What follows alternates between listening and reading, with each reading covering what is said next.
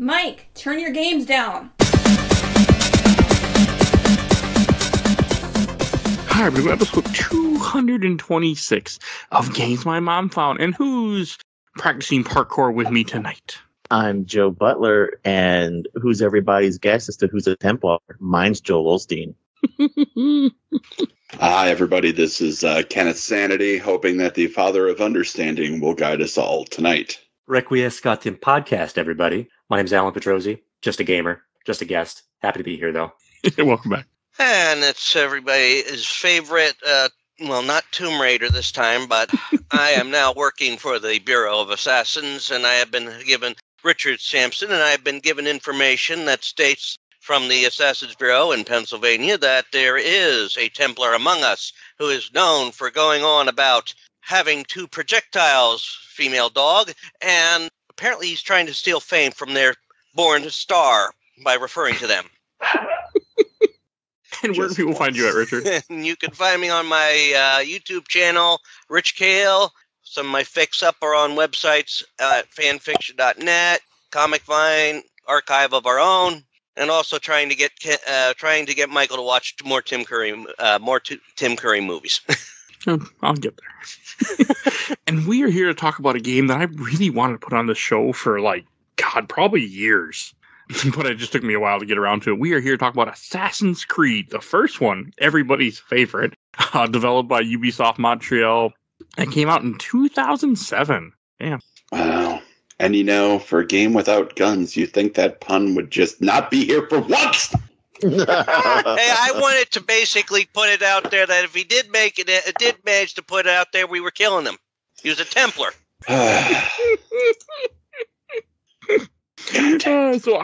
This is, I think, one of my first 360 games that I ever played, because it was dirt cheap when I got it in 2009. So I think this was one of the first games I played. I don't remember a whole lot of it. Back then, I played it the once, and I never went back to it. I've been meaning to forever. Oh, what about you, Ken? What's your history with this one? The funny story, actually, very similar. This was one of the first games I got for my PS3 when I got it. I did not get the original Fat Boy PS3. I got the redesign. And, man, I bought this from a pawn shop. So, I got it used, and it was, I think, one of, 2 or 3 games that I got right after I got my PS3. And, oh, God, I played this a lot. And I still like to go back to it every once in a while. I can understand why. And Richard, what about you? This is actually okay. I actually got this after seeing someone playing Assassin's Creed Origins that's set in Egypt. Yeah. Yes, that's the one. Okay. So I picked it up then. I hadn't really started playing it until through the random chance of the Wheel of Names, I ended up selecting it for on my YouTube channel. So this was basically the first time I fully played through the game. I'm still in the process of playing through it for the channel. So unlike for the channel, I went and hunted down every frickin' thing I could, and I loved it. It gave me an understanding. Well, I could go into it later about that.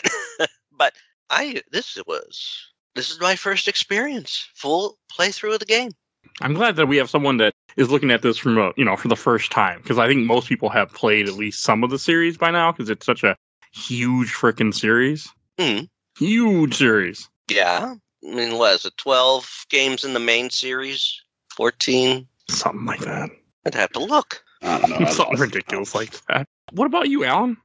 So these came out it came out in November, so that was my Christmas game for that year. That and Modern Warfare, the first one, COD 4. So that was one of the best Christmases, for sure.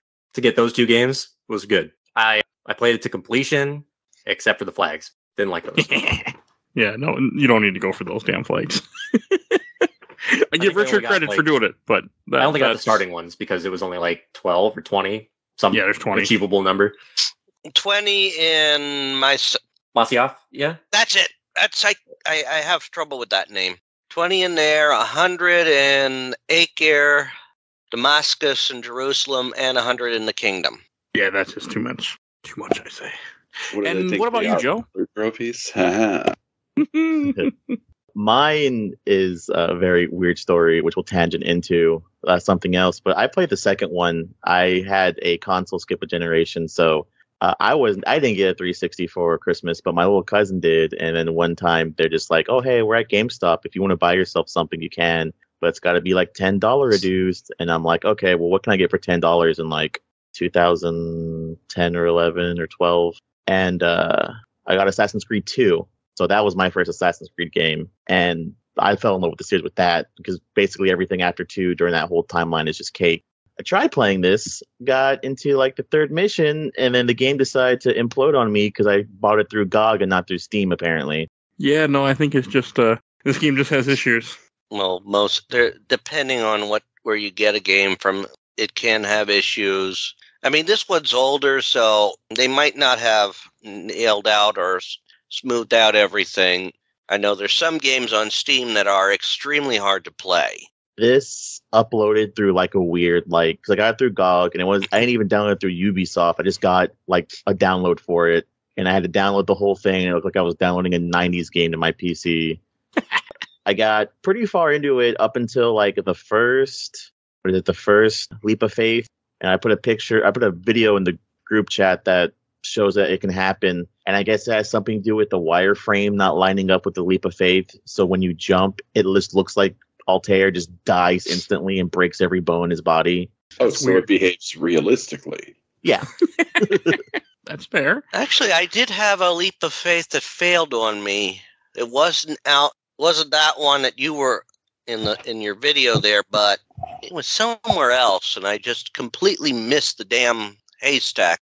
Don't know how I did it, but I mean, it's not so. But the fact, that makes the game unplayable. Then, because that is such a big part of this game is jumping into haystacks while you do all your, eagle points, your vantage point things. So, I can see, that'd be hard to play. Well, the big issue with it apparently is I have a pretty new PC, and you have to force RTX to run Assassin's Creed 1, and that's how you fix it. But I guess it has to be full screen because there's a couple times where I would respond to a message and forget to full screen it, and then that would just die. And I'd be like, okay, well, I guess I'm done for the night and forever. No, I don't believe you one bit. I've had a couple games on here where I've had to just be done with them because they just would not work. Looking at you, Legacy of Kain. I get it. Yeah, I mean, I've only had one game that I've gotten from Steam that just had issues trying to get to work. I fought through it and did it, but... and to go along with the issues of having, with an installation, I did have one issue where when I was installing this game, so I played this on a Steam Deck, it was difficult to start because I didn't understand what I was supposed to do because it doesn't recognize the controller. You have to go into the settings to switch it to the 360 controller. Otherwise, it will not recognize your controller. And that was just weird to me. I played this on PS3. It worked fine. I played it through backwards compatibility on Series X, where the Microsoft boys decided to make it work at upscaled 4K at 60 frames per second. And because it's still backwards compatible, it just uploads my old cloud file. And so I can pick up right where I left off. It was awesome and seamless. That's great. Yeah, I play it through Steam. I only had a few times when I had the game sort of shut down on me, but I managed to make everything work. Good thing I have now 2 modders, as I could double check and hunt down all those damn flags. Yeah, no, I give you credit for that. I tried it when I was younger because I was like, oh, achievements. Never again. Never again. I mean, I'll admit some of those flags are just asininely difficult to get at.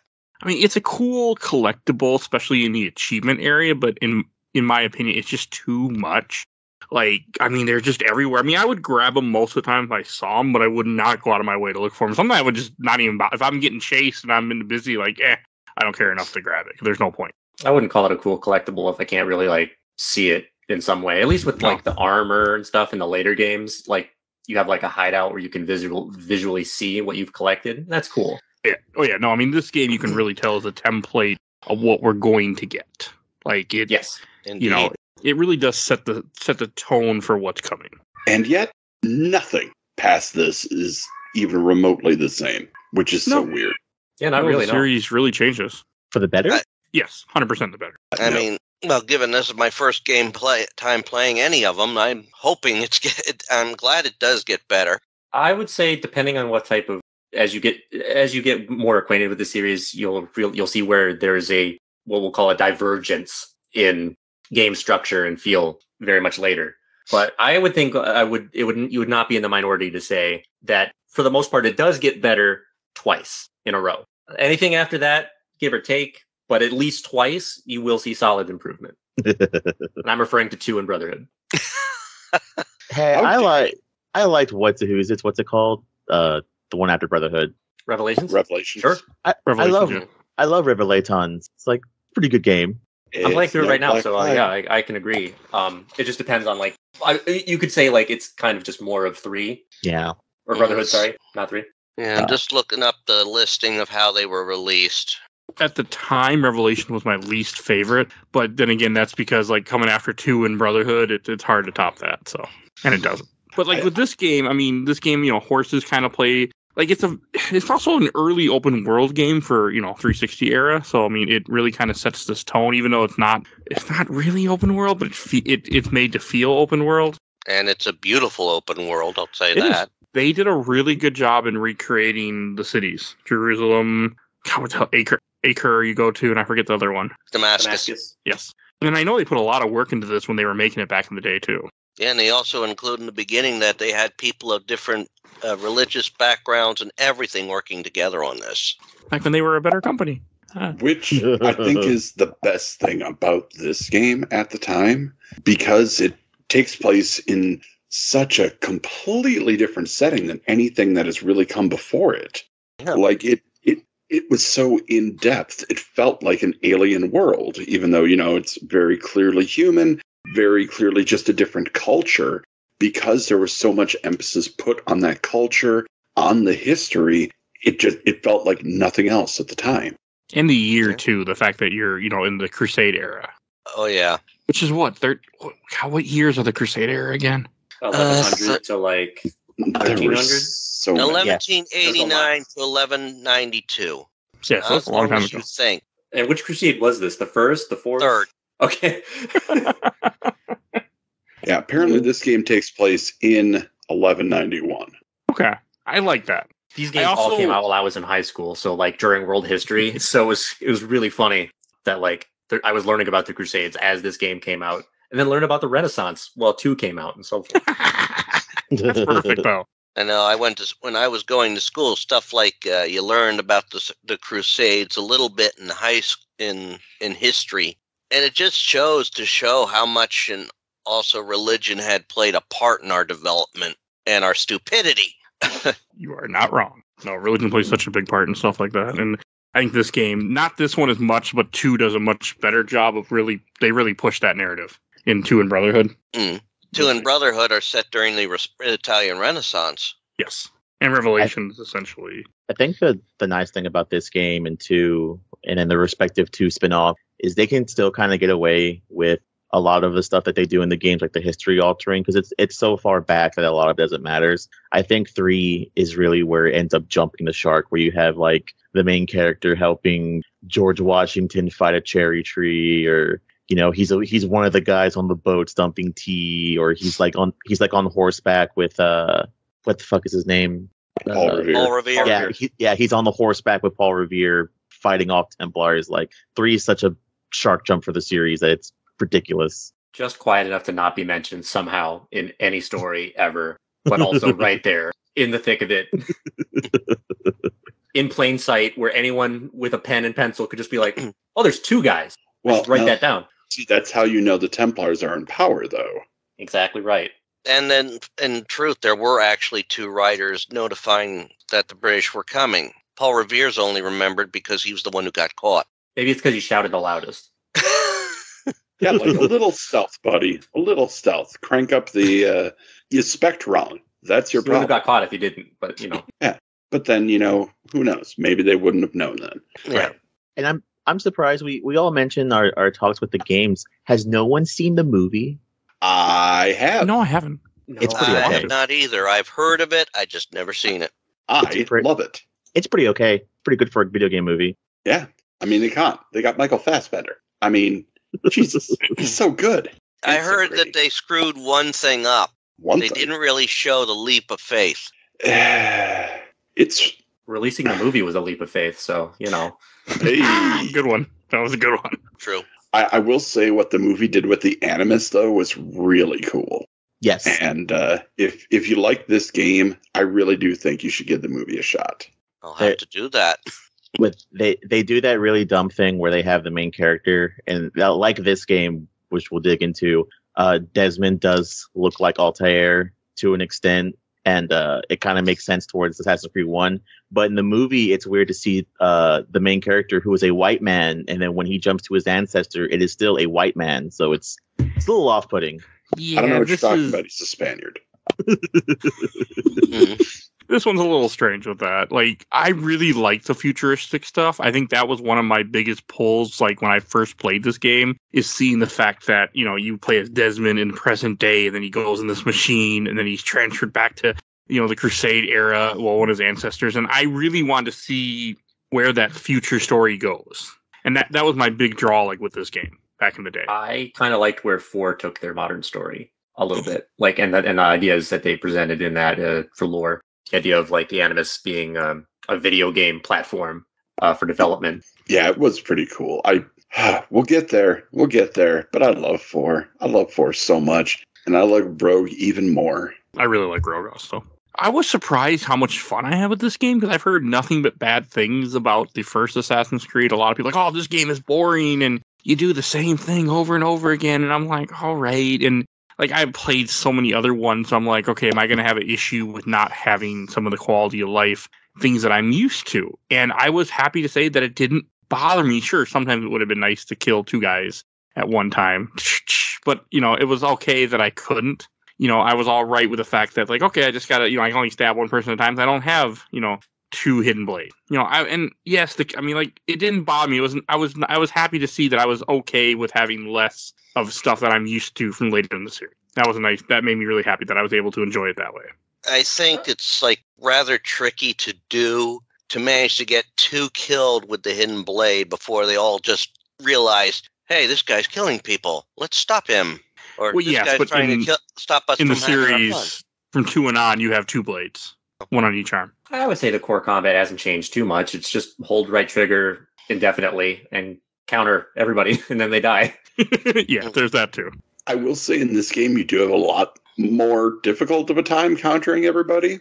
That is true, yes. Yeah. Like, I think the fighting is, quote unquote, harder in this game than it is in other games. Other games give you more tools, more ways out of fights, more combat effectiveness right out of the gate.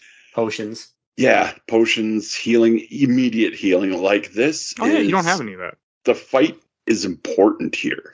Like, you don't want to get into fights just because. Most of the fights that I got in were, damn, I screwed up. Now I have to fight. Some of the fights I got in, I'm just walking along, minding my own business. I'm not doing anything suspicious, doing nothing to draw your attention. Some guy, Assassin! Fucking Templar. Well, I mean, like, they all dress in white robes, red sash, like, just get some jeans or something, guys. Jesus. Well, of course. Wear a hat instead of a hood, you know? Yeah, a hat. I mean, they do explain that in a way in part of the story of the game. They do. Basically, they say that, like, they try to blend in more with the monks, I think, Yeah. than anything else. But it's like, okay, what monk has that many daggers prominently displayed upon their belt? You tell me. A Buddhist monk. That's who. I gotta tell you, I haven't seen any monks in this game that have, like, bandoliers and big, plated belts. Maybe the sword maybe to give it away. Yeah, maybe. I don't know. Where's your prayer book, Altair? Hey, look. You got it memorized. God damn it. It's a dangerous world out there. You know, sometimes your monks like to carry around, like 10 throwing knives, a short dagger, a long sword. Yeah, you never know. He's got big bracers on. You know, you never know what's out there. The initial People get plan robbed was all the for time. him to have a crossbow, too. Yeah, that's even in some of the trailers. It's in the opening cinematic that's still in the game, yeah. Yeah, some of the guards, they don't necessarily, okay, he's walking like a monk. He's probably a monk. Maybe that's all decoration that he's wearing to fend off thieves. I don't know. But you do that, you're walking along, you pass a Templar, Assassin! Fuck. He just pushed that lady who was really in his way, just out of the way, so Yeah. aggressively. Oh my That's not very God. monk-like. He's an assassin for sure. Oh, there was Unless one it's the- time where somebody was bothering me, like one of the people that push you and stuff. So Oh, I please, grabbed the yeah. I grabbed the guy, I Merciful. threw him out of my way, and then I hit guards, and then the alarm went off. They all came after me. Mm-hmm. That'll do it. Or that when you stab them too, that they don't appreciate that either. It's almost like they're going up there to be like, "Hey, that's our citizen to harass, not yours." Pretty And they much. just start doing it. They don't mind when they're doing it. No, gosh.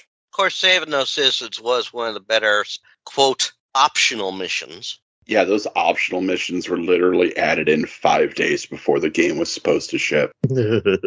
I'm Yeah, not you're not kidding. kidding, are you? No. They Oh, just hit the copy okay. and paste everywhere. Like, No wonder they're so seriously. trash. What had happened was, I think it was like the president or something took the game home for his son, and it was just the assassins. Like, it was just the assassin missions. And his son was like, there's not enough to do. So, literally, 5 days before the game was supposed to go, they had to throw these in. It was the CEO, I'm sorry. That makes I more believe it. sense though now, because I was wondering why they're all like everything else in this game was fine, but like the save the citizen things was just kind of dumb to me. That's Yeah. why they only recorded like 3 dialogue. Yeah, that does. Things for them to say. Yeah. Or I hope my sons are as brave as you. While we're on the voice acting, I just want to throw something out here about how bad it is. Oh, we can talk about it from a voice acting perspective, an audio quality perspective. Oh God, that does not age well. No, Mm. no, audio quality, not great. But, I mean, everybody else sounds like they may be from that part of the country. Except for Altair, who sounds like this. Hey, I did the right thing in that temple. Altair, you have been demoted. Ah, shucks. Sorry Right. about that. It's ridiculous. No, I do like the one thing that they do put into the game. I mean, at one point, Desmond asked why everybody sounds like they're from the future. Today, showing the difficulty, of course, relating to I am the 20th century man in the 12th century world. Why do they sound like they're from today? It's the translation modifier in Animus, which something I want to get into because it's constantly goofy and throughout the series. Because I believe they get rid of it after Black Flag, or they get rid of it in the later games. Which the Animus has 5 buttons, which is a head button, a left hand button, a right hand button, and a foot button. And then there's also a gear shift, which is your shoulder button. That sounds fun. Okay. Yeah, the controls don't change a whole lot. I didn't mind them though. I like the controls still. Like I was happy to say everything controlled well. I didn't have any issues with that. Like, I guess we should assassinating talk people. about Nothing was an issue for me with the buttons. I just hate the fact that least there's no one- closed captions in this game. Oh, Hate I that. didn't like that either. Yeah, Yeah. same. I mean, Without- you could have followed the story a little bit better because sometimes after you're done kicking a lot of butt and everybody's yelling and all that, and you're trying to focus on what's being said story-wise. Although, of course, to save the villagers part didn't have, since it repeated so much, it's like, okay, nothing really gained here. But when you're trying to get listen for information from somebody you've interrogated, and if there's all hell, going on around you because, oh, gee, we had a fist fight. Or the music's like going off, and you're like, Yeah. the mixing is weird. You got one of the town hot criers like on his pedestal, just talking full blast about the ongoing issues with the Muad'Dib and King Richard. Meanwhile, you're like trying to hear this conversation that's purposefully whispered about how like there's 3 guards posted here. They're going on break. Take this letter to one of them so that whatever. Yeah. That's the one part where subtitles would be great. Oh, yeah. I don't know why it doesn't have subtitles. Even games around this time have subtitles. Dark Sector, I think that came out the same year. That has subtitles. Turn Why Big Dead- don't stop? No, What? Now there, Sector. I like that game. I did too. Any other game. Dark Void. what- Now that's a good one. I was gonna say a lot of games during this time had issues with subtitles because one I can think of that always hits close to home is Dead Rising. That game trying to play on like a 30-inch TV was impossible with subtitles. That's because it was HDTV only. Was it really? That's why it's so bad, because you didn't have an HDTV. Oh shit! For that some makes a lot of sense. reason, whatever they did for that game, like if you don't play in HD, everything's impossible to see. It's all small. Yeah. It's like really small, because I had a friend that we didn't have HD TV, so we played it on a tube TV, couldn't reach it. Like I had a decent sized tube TV, but like you need an HD. That's one of the games where you need an HD TV. You can't read anything. I don't think I had an HD TV until like 2009 or 10. I was somewhere around there later. Yeah, Had I also never Probably played about that too.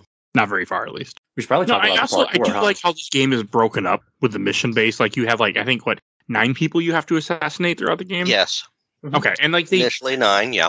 I know the complaint that people have is like, okay, you start off in your opening town, and then you ride horse to another town, and then you go and do relatively the same missions at each town. I know that was one of the big complaints people had, is that you have like usually 6 missions you can do. You only have to do 3. And they're like one of you mentioned eavesdropping. There's pickpocketing. There's weird assassinate challenges like kill these 3 archers and don't get seen because I slept with his wife and now he's trying to kill me. Dumb shit like that. They say.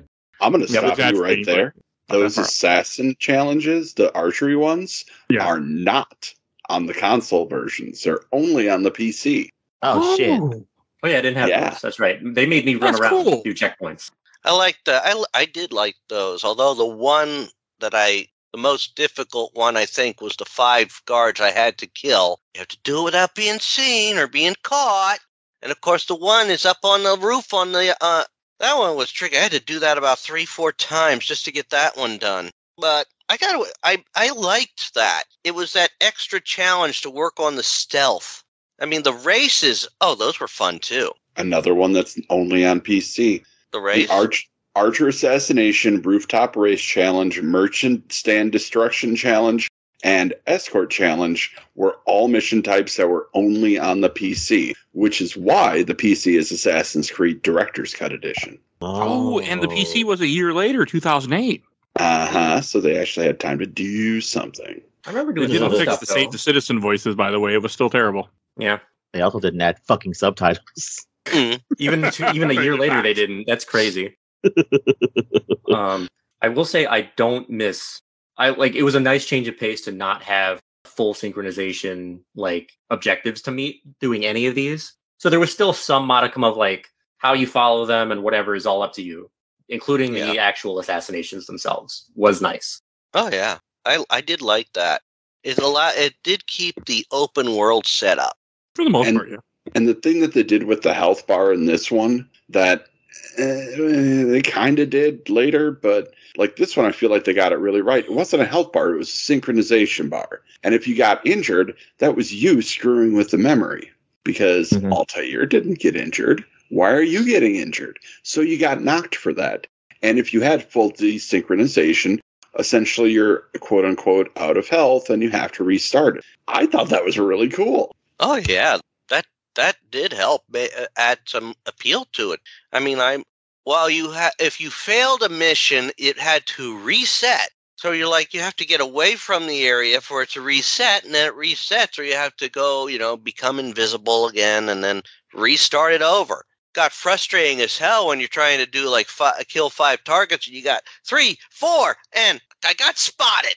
I got reset. Yeah, that is an improvement later games did where they let you like checkpoint restart. That was nice. Yeah, but like I said, it did work, and I mean it's like you're playing a video game in a video game. It was a good way to justify the regenerating health too, and it was a good challenge too because that health took forever to regain. Yeah, and you didn't have to just complete your main objectives to increase it. Every citizen you saved, I think, got you a point closer to it, or at least every viewpoint you achieved got you closer to another one added. And I think also, did you get more health too when you quote unquote ranked up from Masyaf? Yes, you did. Yes. Okay. You had a lot more health than what I started with as the game progressed. Yeah, because every time you climb, I think it's like there was a minor sync bar that would increase by 1 with each viewpoint you got. I'm trying to remember if it increased with a little 1 for every mission you completed before the assassination. I think if you saved a citizen, it also increased by 1. Yeah, that did do something too, because I went and saved every citizen that I could save when it came up. I saved everybody. I did all the vantage points, but I did not go for the Templars or the flag. I mean, I'll go. I mean, I'm new for on my YouTube channel, the one I'm doing. I am not necessarily trying to get all the flags.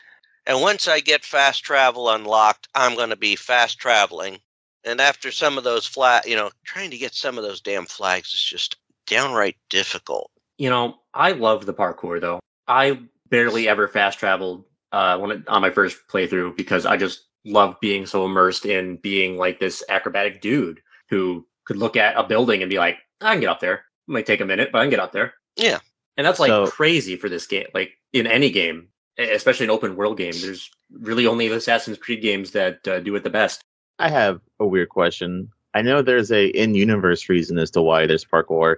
Is there like a game industry reason why? Did they just decide to make an Assassin game where they parkour all over the place and just got lucky and be the only people who did that? Assassin's Creed 1 was originally Prince of Persia. Yes. Which already had parkour, right? So this is they just expanded on it. That's fair, yeah. Yeah, this was originally supposed to be a Prince of Persia game. The assassin was essentially the guard to the Prince of Persia, and the prince was AI controlled, and you basically had to keep the prince safe. But Ubisoft, in their grand vision, was like, nobody wants to play a Prince of Persia game where you're not the prince. And it's a new hardware cycle. Make a new product. So here we are now with their biggest moneymaker, Assassin's Creed. Yeah. Well, they got to do something right some of the time. It's not often that they can say that, so yes. I mean, I'm looking at playing some of their other games. I'm like, I've been enjoying Beyond Good and Evil. Oh, man, wait for that sequel to come out. Ooh-wee. Was it Ghost Recon or was it Splinter Cell that was their biggest at the time? Or was it something else? I think it was Splinter Cell. I think it might be Splinter. Splinter Cell was big for a while. Yeah, like it was Gabby Hayes big. Now you don't. Yeah, it's pretty much dead now. For now, but yeah. I want to say one more thing though about this whole open world. I mean, it is beautiful. I mean, I'm no fan of heights in real life. I mean, I'll be willing to go up on a high building and take a look over as long as I know I've got big secure railing to look over from and admire the view of the horizon. But this, I swear, this was beautiful. And when I was growing up, I would hear my grandmother, my paternal grandmother, speak of the Holy Land, how she never got to go there. She would love to have gone there. I understand why now. With this game, it's just so beautiful. I mean, yes, it's not going to look like that now, but no, it's beautiful. No, they did a really, really good job of bringing you this beautiful world and letting you just play in it. I really got to say, like, that's something that I still find just so impressive. It really should be noted, too, that the city layouts were as historically correct as they could be. Like, you're actually going through old Jerusalem, old Acre, Jesus, why do I always forget? Damascus. I forgot too, so don't feel bad. Like, you're actually going through as close as they could get it to historically accurate within, the playability of the game. Yeah. And they did a very terrific job on that. And Richard, you'll see that they will do that throughout all of their games for the most part. I mean, it's bona fide true when France themselves uses their render of Notre Dame to reconstruct it when it was partially burned. Oh, yes. I do remember meaningful. that in the news. God. That's really cool. Yeah. The hell did that? I was floored. I remember, I think that happened before my wife passed away because I remarked on that, given, of course, Ubisoft's notorious history with certain problems. To be fair, France is kind of their backyard. They had only every obligation to make sure they did it right. Yeah. Yeah. No, I mean, I do love how pretty everything is. I love that it was still... I was just happy I was still having fun. Like, I wasn't really ever bored with this game. I couldn't put it down. I think I beat this game just a couple of days. I just couldn't stop playing. And I was impressed. Like, I was not expecting that from this first one. Oh, for sure. When I was playing through it again, I watched an hour-long parkour retrospective, and it taught me something new on how to do parkour that fundamentally changed how good I was at traversal. That's for cool. White Light, if you want to look it up. But yeah.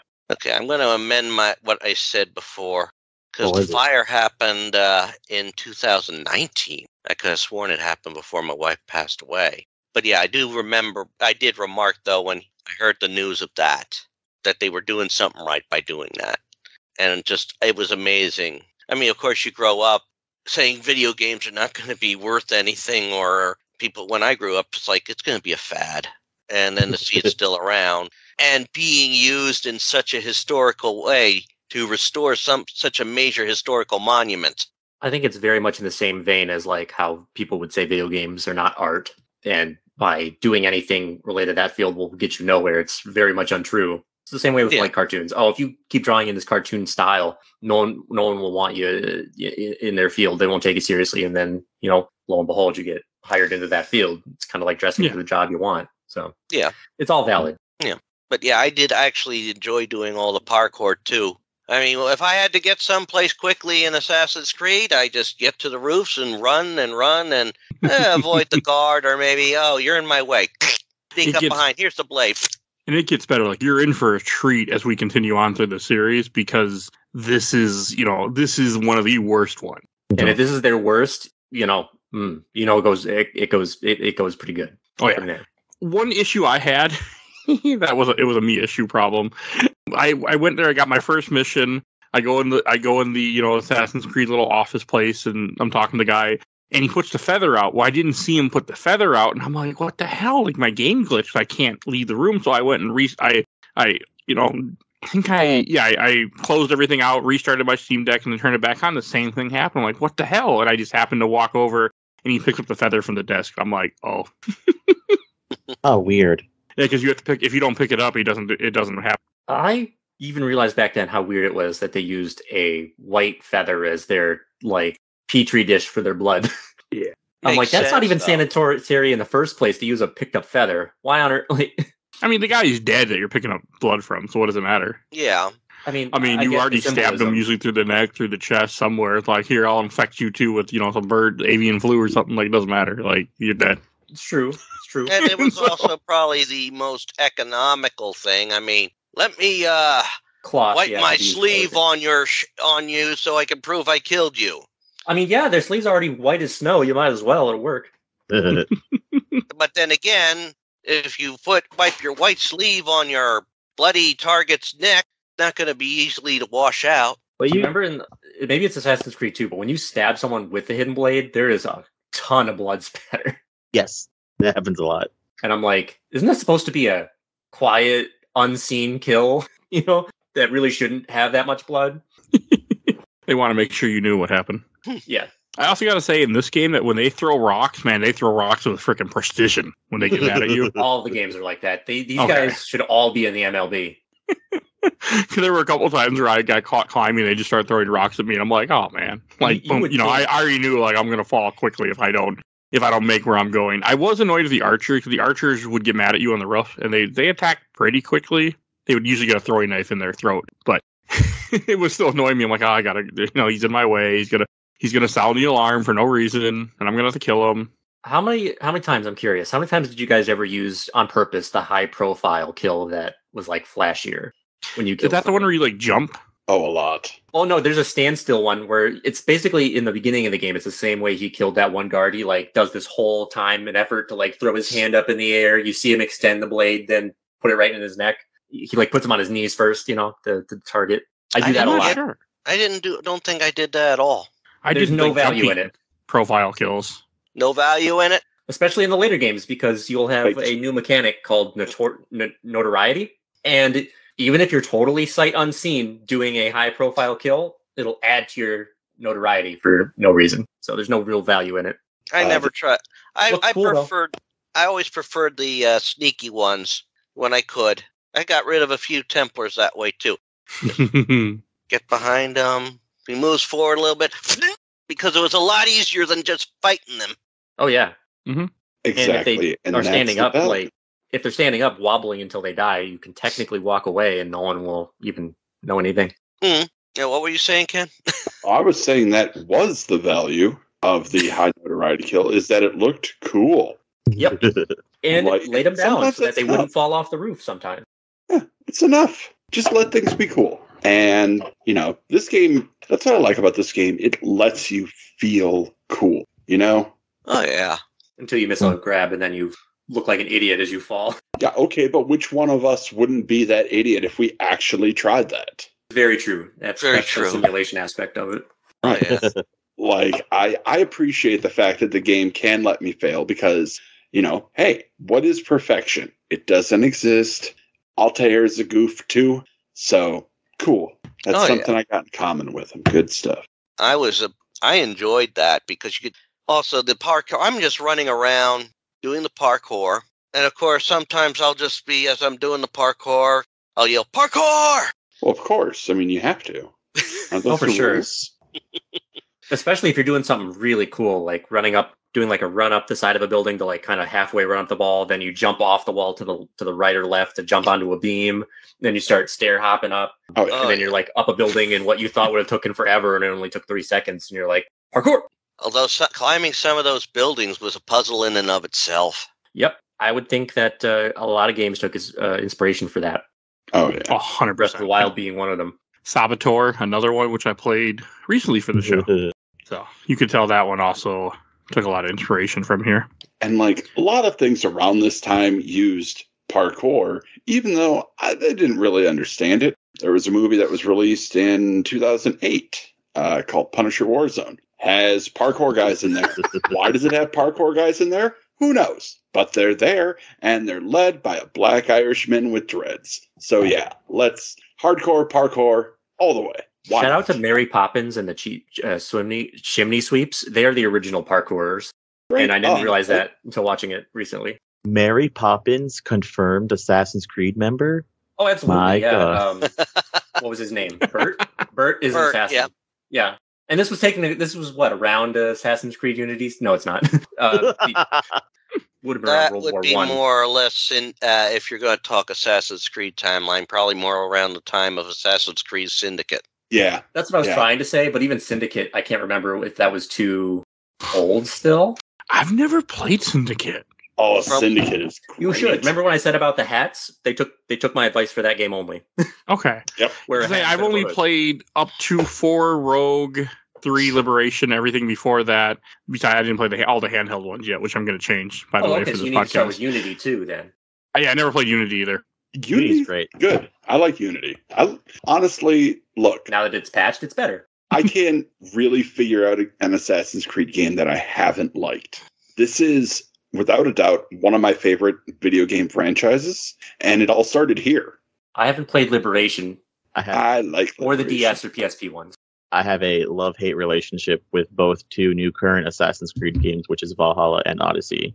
Mm. Well, they're very different games. No, different's good. They're very fucking long. Yeah, I think I clocked in Valhalla, I think at like 150, almost 200 hours. that's too much. Same. Yeah. And I haven't even done any of the DLC. Me neither. I just stopped.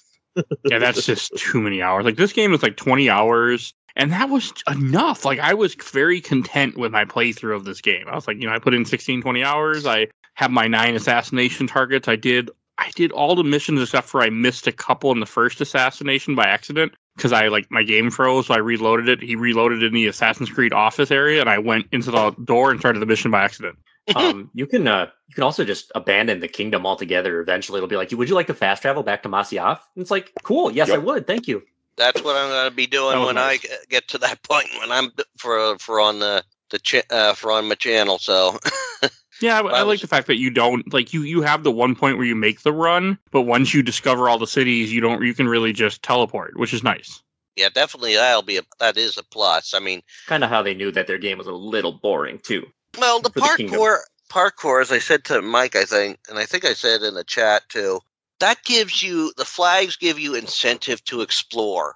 And If you're I'm a collectathon collector, yeah. well, not only that, I mean, there's stuff that you can learn on the way through games. I mean, I'm playing through Sherlock Holmes Chapter 1.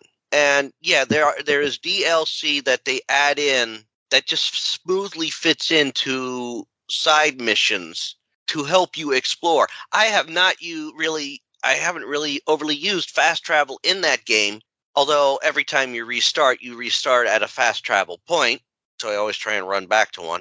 But every time fast travel. You can fast travel, you could get through the game quickly. You don't get little side missions or any added lore. And while this game doesn't have, quote, side missions, saving the citizens is a side mission. Yes. So you're going to have to go down and investigate. If you're only running from, say, mission to mission, pretty much you could just do that by just getting on top of the buildings, running the tops of the buildings, get to your location. There's no reason to explore. If you go, find your viewpoints, okay, that's a little exploration, and then you can find where every mission is, and then you could just run the top of the buildings to find each mission and do them. Yep, you're describing my MO exactly. And when I was trying to get from mission to mission, yes, I do that. If I'm trying to get viewpoints and trying to find the other stuff, I want to explore. I want to walk around. I want to enjoy this. And when they put in this much effort to make it look so realistic, they want you to enjoy that. They want you to take it in. I would say that is one thing that modern games do very well. We'll take it back to even like the new Star Wars game. Their level design is starting to mimic like what From Software does, but it's like one of those things where it's like you see a thing you want, a chest that has a cosmetic in it, a new thing of health, whatever it is, and you're like, oh, I need that and I want that. And so then you're looking around the environment for like, what are my traversal options? What am I doing to get up there?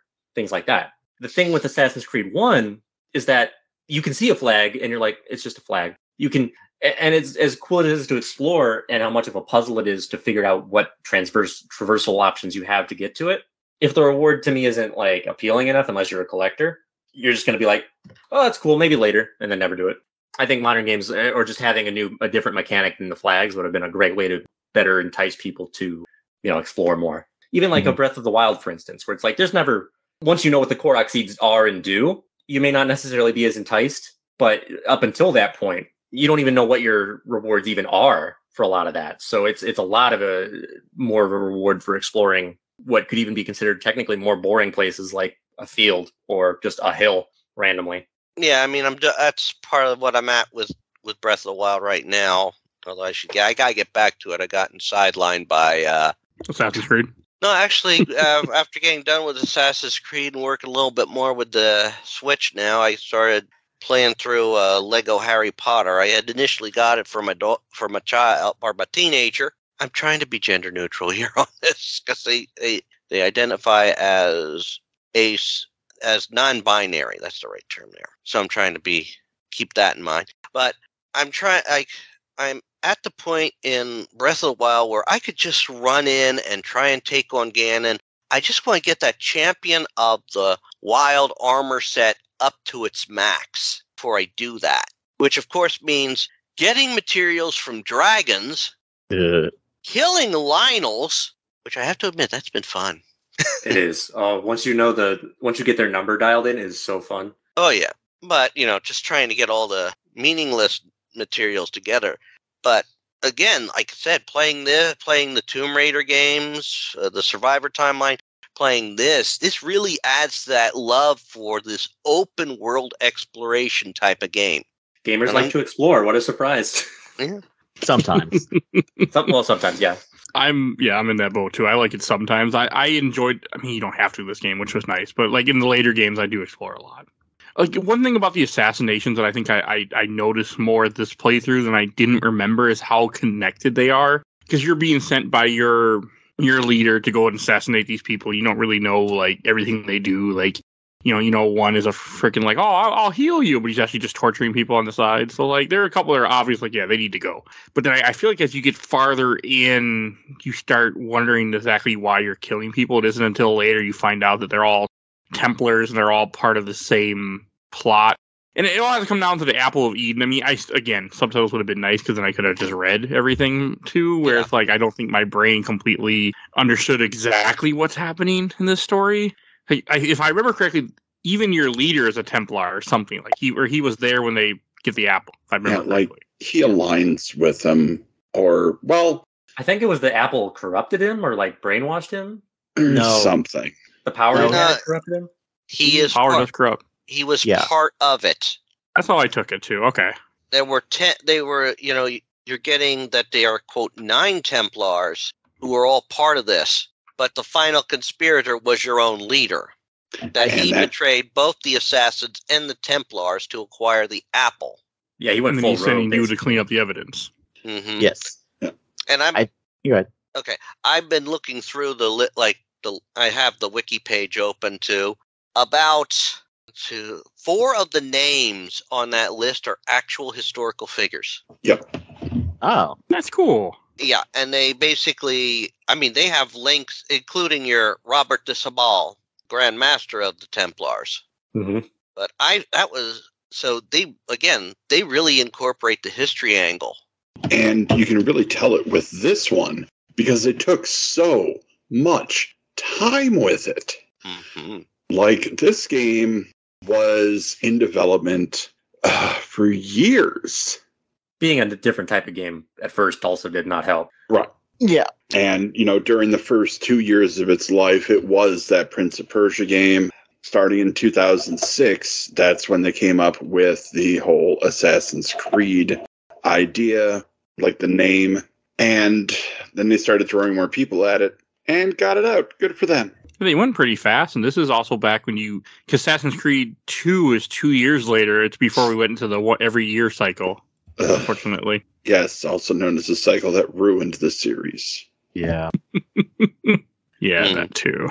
And to be fair, there's kind of a weird in-universe reason why, which I don't want to get into right now. Speaking of in-universe reasons, you're also introduced to the main character of the first couple of games, which will be Desmond Miles, a man who doesn't quite know what he is. And he is apparently a bartender who got kidnapped by big business, and they have a machine that they say goes off of animal techniques, where if an eagle remembers how to fly, your goofy little twink ass sure can learn how to be an assassin or something. Yeah, Then they even make a comment later in this game where it sounds like he's like, I was an assassin, I'm not anymore, I'm just a bartender. I'm like, so you were trained? Like, it didn't, again, it just doesn't. Plus, there's a lot of dialogue that can be missable if you don't go and talk to Lucy and the doctor during certain parts.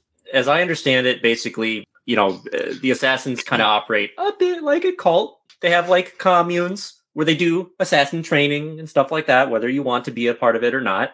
And then basically, Desmond here decides to do an impromptu Rumspringa, where he goes to be a normie on his own and picks up bartending. All The this Templars find out.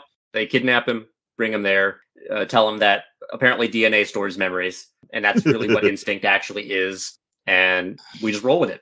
Genetic memories. Yeah, and see, here's the thing. Like, based on the science at the time, this was actually a pretty interesting and, current event that was going on. A lot of research was being done at the time for this, and is still being done. And quote to mention, this game also takes place in 2011. There's no specific reason as to why yet that happens in this game, Correct. but we'll get there. Yes, that's true. Oh, this game, okay, it's been so long since I played this series, like I vaguely know what you're referencing to, but honestly, I'm not really sure. So one thing that I guess is the reason why there's no subtitles, but it kind of pissed me off. Did anybody just kind of walk around confused whenever, like, I think it's the first time you get out as Desmond, and they're like, the doctor and Lucy are like, we're going to go have a talk real quick. And they go to the other room. Oh, yeah. You can't You're get like, what am I doing? room. I can't go to bed. I want to go to bed. But you can actually listen in on him if you go into the bathroom and listen at the vents. Yeah. You have to. I think. Okay. Yeah. There's certain things there's an achievement I remember back in the day, because I didn't get this, for getting all the conversations with Lucy, where you certain points you have to go and talk to her or stand near her to get her to talk her. There's stuff like that. I don't really know all the details. I just know that that was something that I missed when I played this game the first time. Basically, after any single time you're kicked out of the Animus, you have to talk to her until you exhaust all the dialogue that she'll have. Eventually, she'll start, repeating herself, like, go to bed, Desmond. And you have to do that ad nauseum until you get the achievement to pop. Okay. Yeah. That's weird. Also, was I missing something in this game? Because there's a certain thing Lucy's supposed to say that Lucy didn't say, and I'm wondering if that's the second game. What you talking about, Willis? Okay, I don't want to say, because Richard hasn't experienced the series before. Yeah. Put it in the chat. Oh, wait. I have the chat open anyhow. You can message any 1-3 of us directly, and we'll probably give you an answer. Okay, I'll do that. Yeah, I didn't want to spoil it for Richard, but yeah, there was something that I couldn't remember when she says it, but I know there's certain things that I think I know what you're talking about. Yeah, she says, and she didn't say it in this, and I'm like, did I miss it, or is it the wrong game?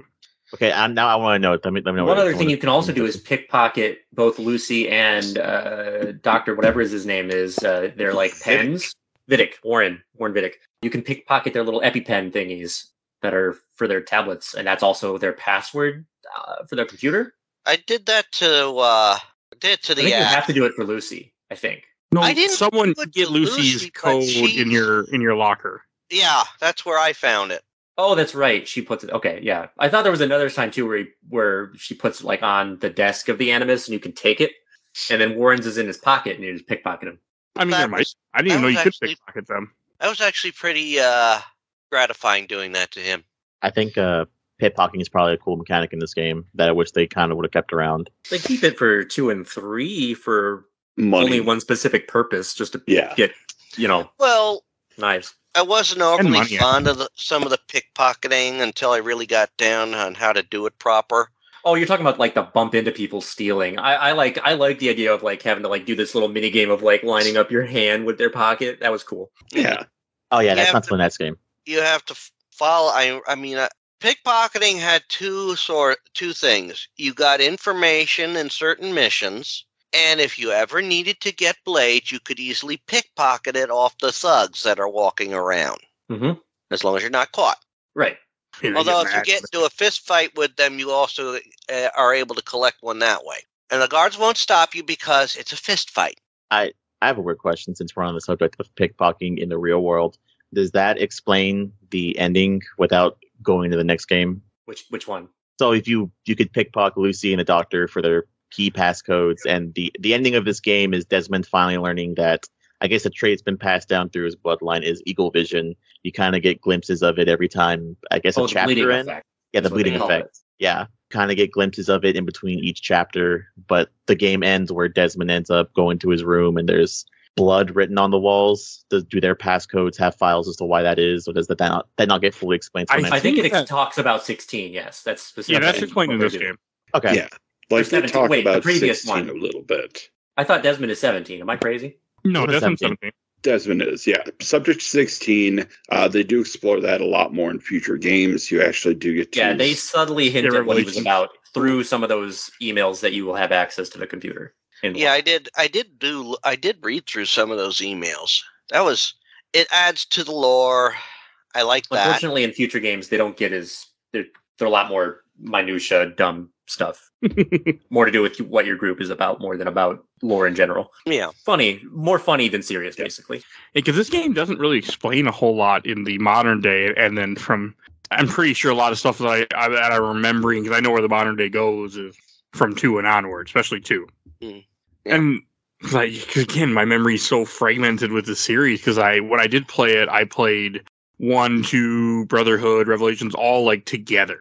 Also, Ubisoft is known. I mean, they're still known for this. These games are cheap as hell. Like, they just kept dropping in price, and I They played them all bundled it, pretty quick. to remaster them on consoles. So that's how I'm playing them. The Ezio collection, which is just 2 Brotherhood and Revelations all together. I just been buying them all on Steam as they go on whenever they go on sale. Oh yeah, See, that's I'm really gonna smart have to to do. start. I'm gonna have to make sure I put those all on my wish list on Steam so I can remember to pick them up later. I'm actually planning to, with this podcast, eventually playing the DS game, which takes place 1 year before this game, and then the PSP game, which takes place after this game, which I have played before. The PSP game is vital storyline wise, because without getting into like weird spoiler territory, one of the Assassin missions you have is you end up not doing it because it's a woman in disguise. Well, the last assassination you're supposed to do is you're sent to go kill, God, what the hell is his name? The big villain of this game? Roberto or something. Yeah, but then you find out it's a decoy and it's a woman, so you don't kill her. Yeah. It's the woman in the PSP version, their relationship blossoms because, I mean, technically if Altair is his ancestor, he's got to do with someone. Oh my god, so you're saying that's the thing from 2? Yes, That's a spoiler for Richard? Yes, that is the point of the PSP game, is to explain that plot point in 2. That's awesome. Okay. Alrighty. That's very cool. Well, I'm glad you do mention that because I'm not going to be playing the PSP one because I don't have a PSP. You don't need to. It won't. Yeah, you're fine. I played it. I don't remember anything about it other than there's a girl in it. You can always go full AC4 and get it. That's a joke. It's a reference at the same time. Double entendre. Let's go. I don't like. There's nothing that special about all the assassinations. One that sticks out the most to me is the guy who poisons his guests. That's where you go to the party, he starts insulting them, and then he's like, "Oh, hey, you all drank poison. Fuck." Oh, in AC1, yeah, that was awesome. Yeah. Oh, yeah, that was the first thing that came to my mind when I got to that point. I'm like, good God, this is what Dracula did. Oh wait, watching that one guy break that one dude's leg, it was not fun to watch. Oh, and they made that fake priest sound or the fake doctor. The fake doctor, yeah, and that was rough too. All of it. Ugh. No. It felt good killing him. Mm. My one issue is that none of the assassinations ever felt that stealthy. You would just go in and like sometimes you might get a stealth assassination, but then you're in a freaking war on your way out every time. Yeah, I always tried to make be as subtle as I could going in, and it's like, no, we're not going to let you. I'm like, what are you guys talking about? All the kills were stealth kills. I mean, just because you had enough time to sit there and have a chat with them, have some tea, have them explain what they did in their life, and yeah. I'm curious, did you guys also make sure to like hit the button for like alternate camera angles every time the shimmer came up? Sometimes, not every time. I forgot. Yeah, I did that. And the only tangible difference is just that, oh, he's not in my arms, now he's just standing and talking to me like a normal person. Mm-hmm. He's walking around now, insulting us. I love that that's part of the animus where it's like, yeah, we have to find a way for this to make sense. So it's going to happen in a big white room. And no matter what, you get this conversation where this guy is dying in your arms, whether you stabbed him through the throat with your sword or you like threw him off a building. It's got to make sense somehow. I'll admit that guy that poisoned everybody and killed everybody at the party, I enjoyed chasing that bastard down. I think I enjoyed all the assassinations, really. I mean, the one I really, and that one was also a little bit of chance, unless you really take in all the information you gather. The next to last one, Jabbar al-Hakim, if I've said that name right. A scholar using his position to seize and destroy all written knowledge in Damascus. Yeah. Oh, you're on the wiki as well. Yes. I said that earlier. That was okay. That one was a more unique one because you have to go and hunt down people, and some people aren't it.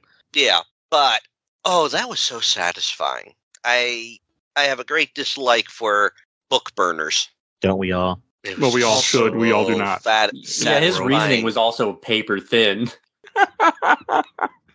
Thank you for laughing. I appreciate Although in some ways I get some of the reasoning. Anyone who writes down something will always write it down from their point of view, which means that they can skewer it into what they say. Yep. If we talk religion, the Bible is the word of God, as written by man.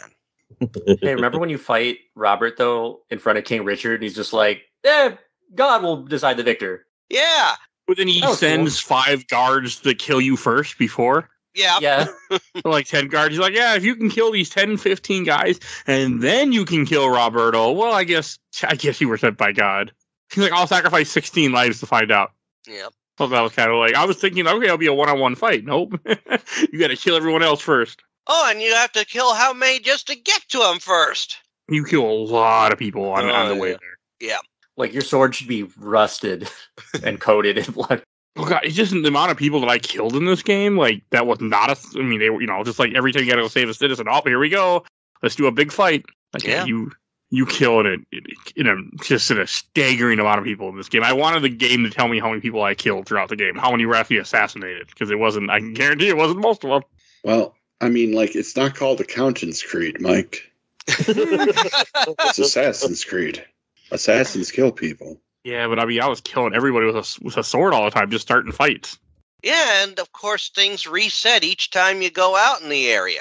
They reset really quick too sometimes, which is good and bad. I mean, I'm trying to, look around for something, or I'm taking my time. I'm enjoying the ride. Hey guys, how you doing? I'm just meandering here, calmly riding my horse through the area. Assassin, kill him! Yeah, I think they were triggered. a lot by you running. If you're holding down the right trigger and you're running, like the way you're going to be playing most of this game, because you got to move fast. Well, not even holding. Is it like the right trigger and A, like just the full speed tilt? The full speed gets them every time, but I think even just running will get their attention too. Yeah. Mhm. Why is he running like that? Was he in a hurry? He's going to hurt himself. Is that man drunk? He's going. I've heard He them all. hurts himself. I'm not going to help him. As if you weren't. As if you're going to in the first place. Although No, sometimes- there's some dumb dialogue in here. I But hear I think- dialogue, and I'm like thinking, "What's that fool doing climbing that wall? I don't know. But if he falls and hurts himself, I'm not helping him." And it's so crunchy. It's so crunchy. I've played Far Cry 3, and it's like they've never even changed mics between 2 years. It's so bad. That's a good one. Honestly, hearing them talk like that, I'm like, yeah, that actually sounds like what we'd say nowadays if we saw somebody doing something like that. If we saw somebody- No, we would see, we'd be like, we'd just be like, jump higher, do a flip. That's all Do a that's flip. what you'd hear. You'd hear 1,000 people saying, do a flip. You should see some people's like, they'll be some will be recording, some will be like watching in awe, and some would be like, if he hurts himself, I'm not going to help him. Yeah. Probably going to laugh my ass off, but I'm not going to help him. You'll also hear a couple people say, World Star, just anything, you know. Oh my god, I want a modern Assassin's Creed so bad right now. Remember what? Same. Remember Watch Dogs? That's one of my, I think one of the things that I always kind of that I wanted to I really wanted them to do a modern day Desmond thing. I mean, a there full was a game like crossover that. in Watch Dogs where one of the people you killed was a Templar. Yes, there was. And it was like super meta too, because it was like, was it somebody who worked at Ubisoft? I don't remember. It was weird. It was one of the presidents of Ubisoft that was in Black Flag 4. Yeah. So, like, it was like Ubisoft is a software company in the Assassin's Creed universe? Yeah, Blue was it Bloom or something? Something like that. It was like a rival company of Abstergo. It's crazy. Yeah. It was super weird. But like one of their execs who you have interactions with in Assassin's Creed 4 ends up disappearing. And like it's Ubisoft is just making like the MCU of video games, but they're doing it very slowly, very Not well. quiet. Not as well. No.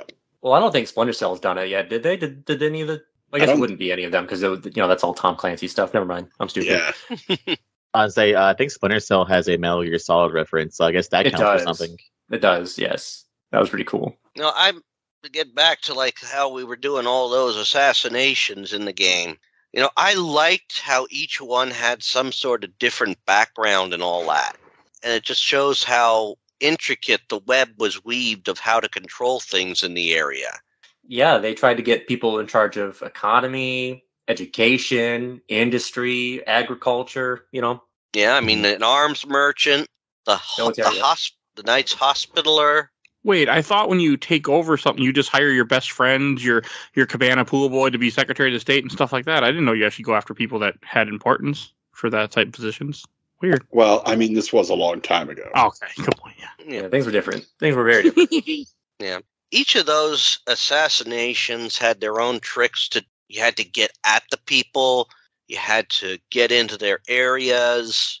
I think the worst that one, intel was actually important. Yeah, you actually had to pay attention to it. and it Which took again, me a the little subtitles while. helped. Took me a little while to be able to view the intel.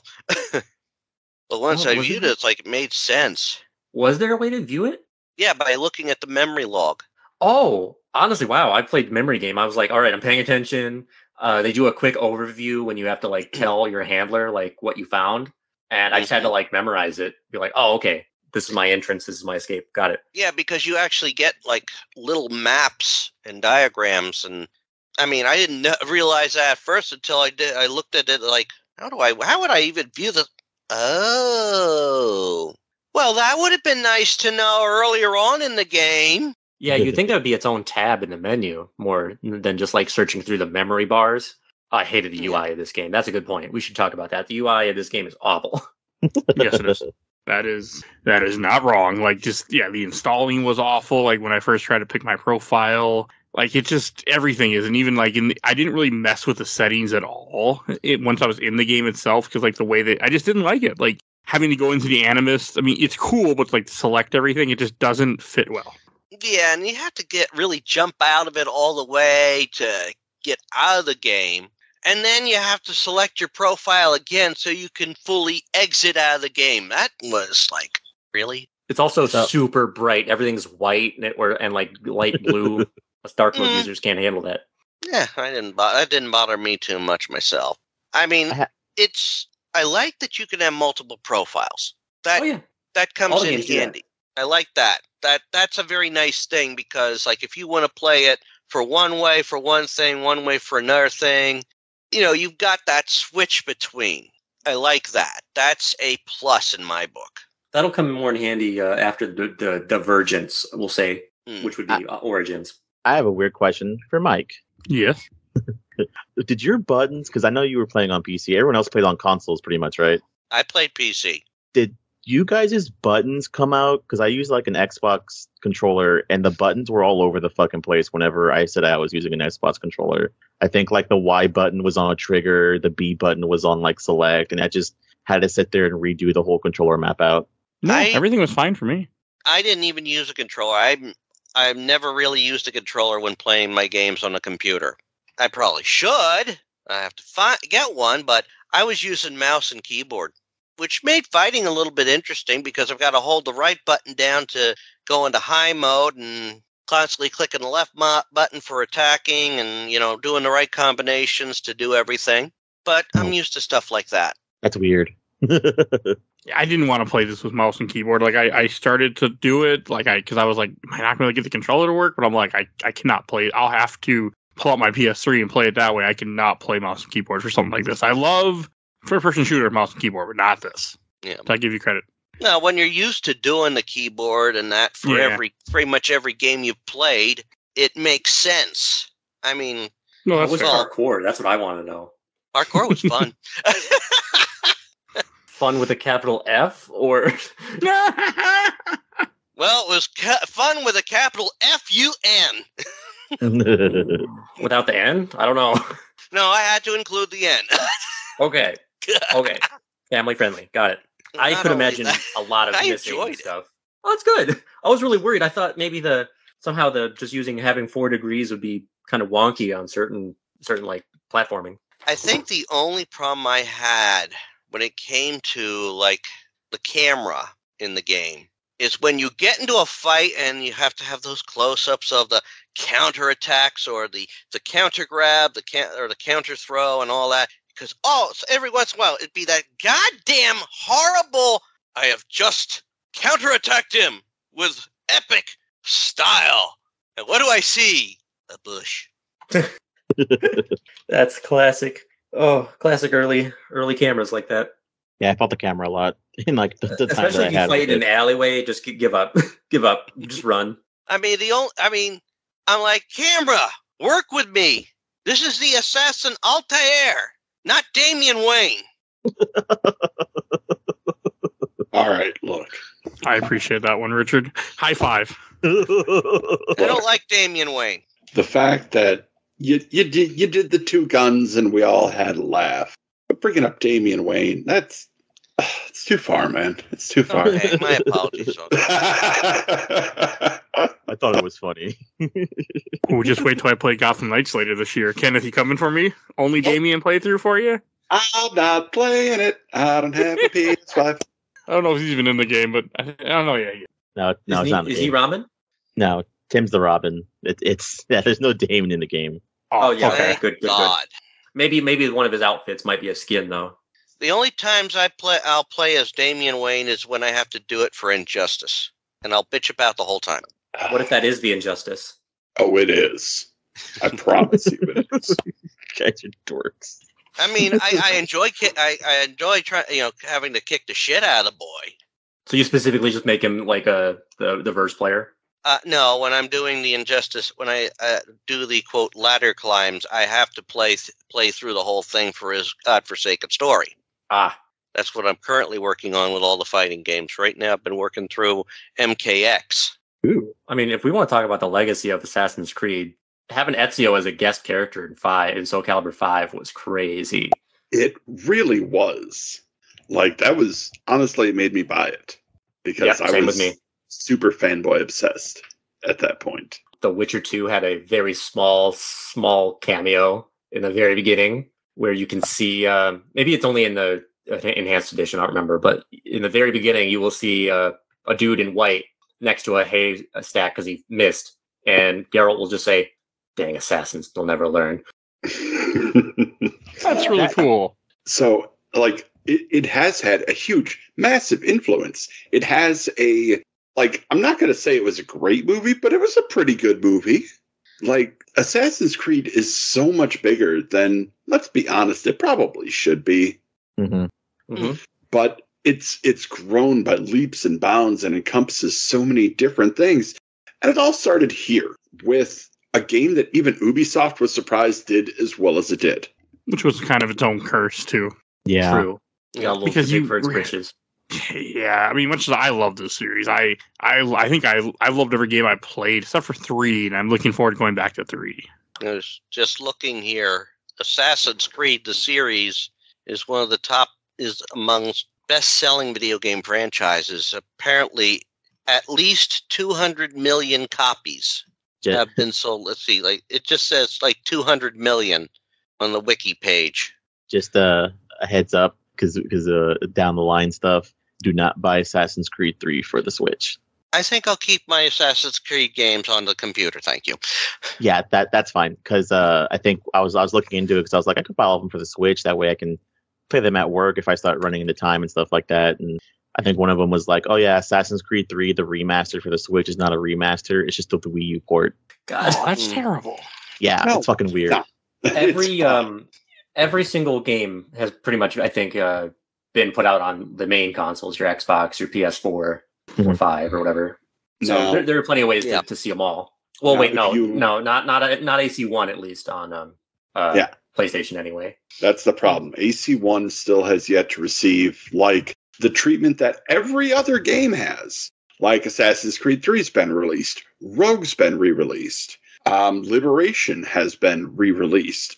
All of these were on last-gen systems, except for one. Right, and that took outside help just to get it to where it is on Xbox. Which is a bummer. So they're coming out with Mirage, which is the newer one, which I don't think has a release date, does it? I heard This year.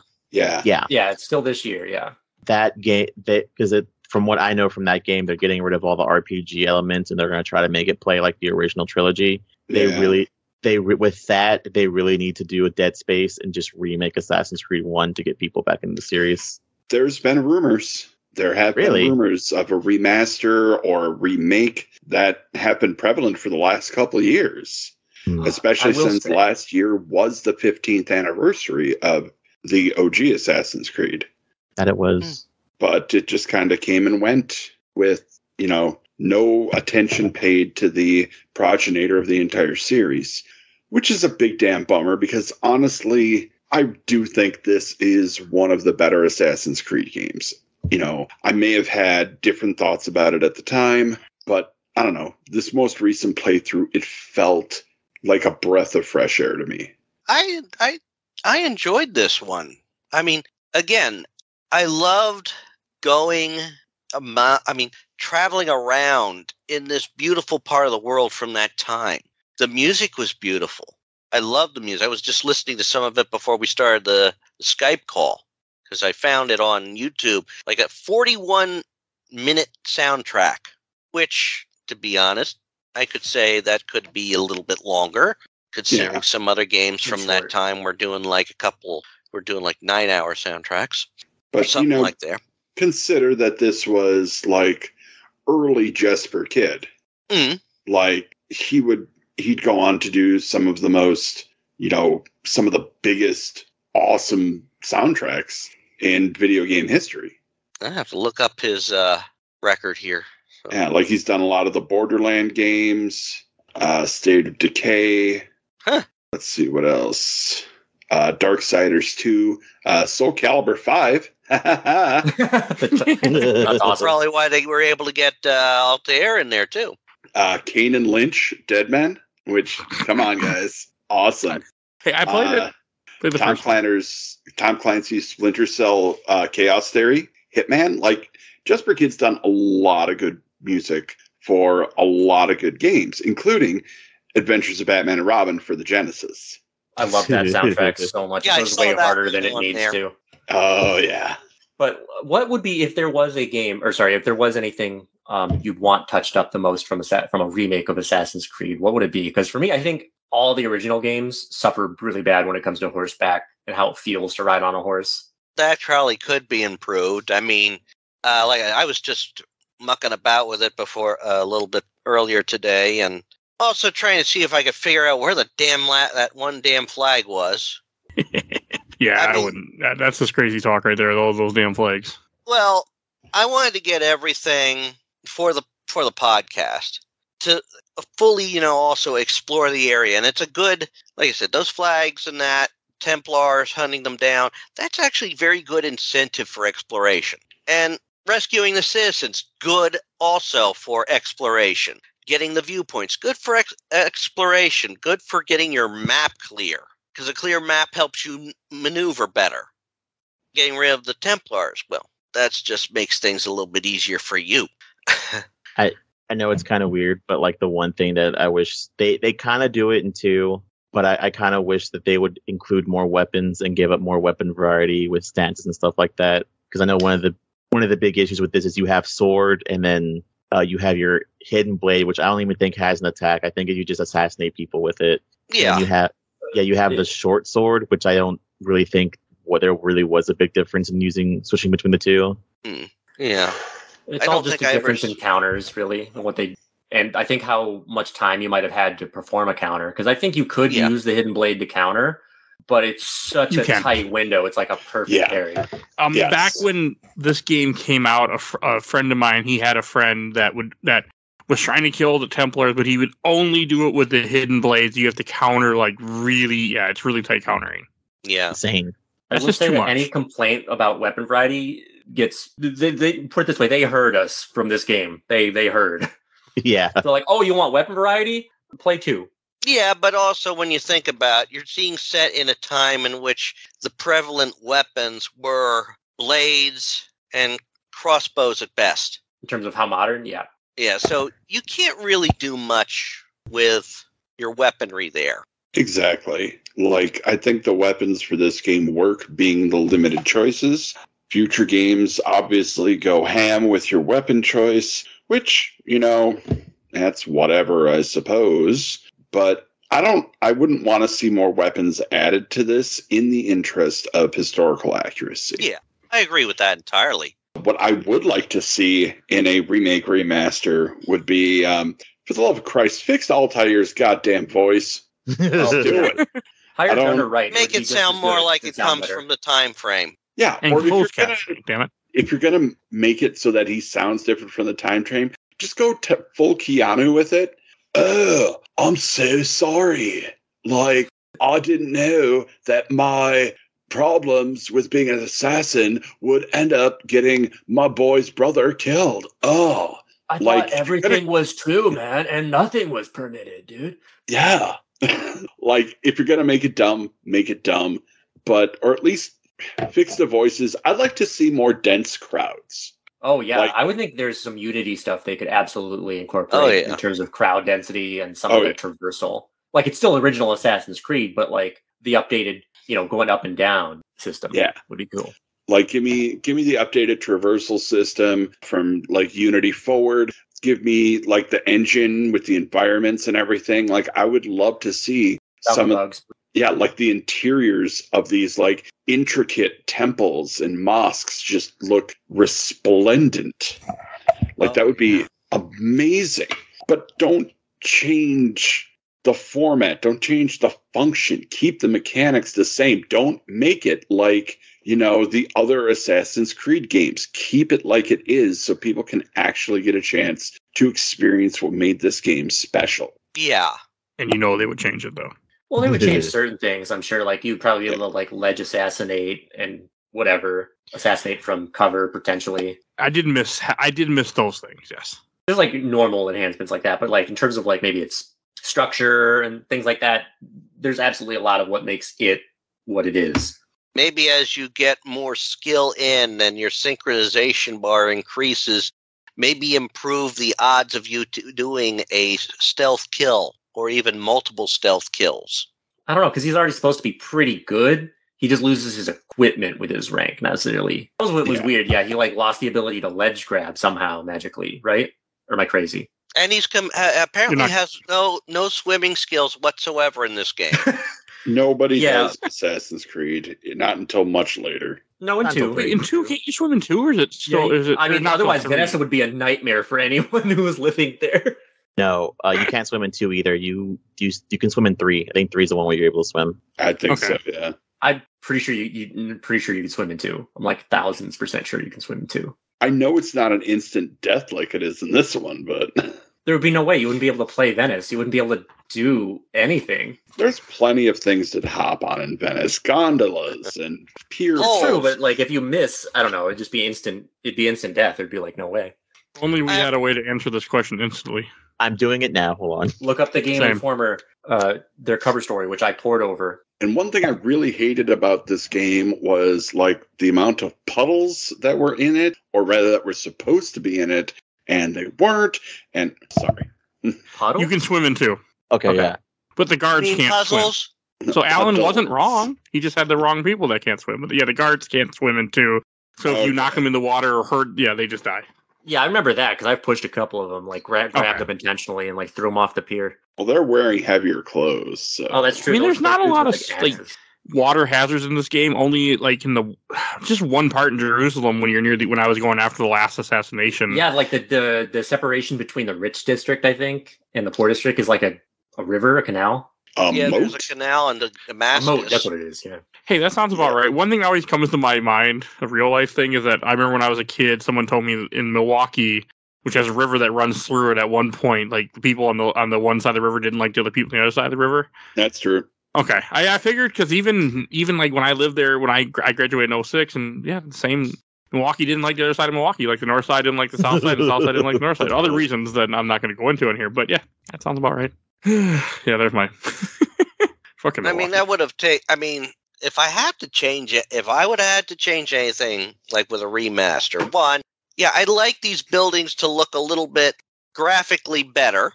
I'd like to see some that you could be able to, like, when you have a window or something that you could go in or let you go in. I mean, God, that'd be a great additional hiding technique. Right now, the only hiding techniques they have is, okay, jump in the hay or jump in one of these things that are on top that looks like covers. A great hiding place.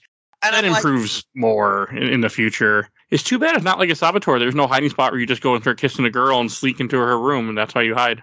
Oh, please. You think Altair knows what sex is? Well, he's got to have family later.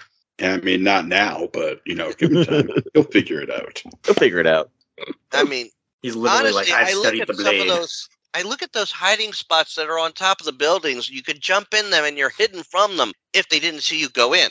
And they come, we lost him. We lost him.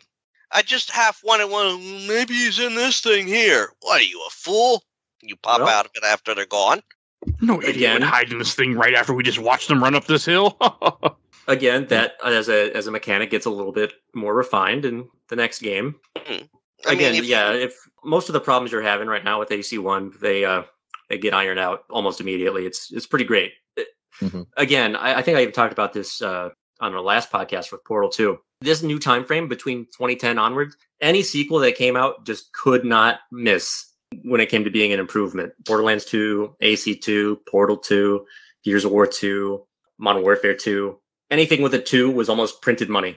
Yeah, you always expect the second to be better, a little bit better than the first. Yep. 2 guns. Kane Lynch 2. Damn it. Hey, I like Kane Lynch 2. Thank you. I own it. I have to play it. I should. I mean, I played a bunch of games where, you have to, in a series, and yes, the sequel should be a step up. It always should be a step up. So many can miss the mark. I mean, let's face it, even Mega Man. First one didn't sell well here in America. Mega Man 2, boom, gold. Resident Evil 1, that was a joke for a lot of people here in America. Then Resident Evil 2, whoa. So, 2 should be better. I do like Resident Evil 2. I know you do.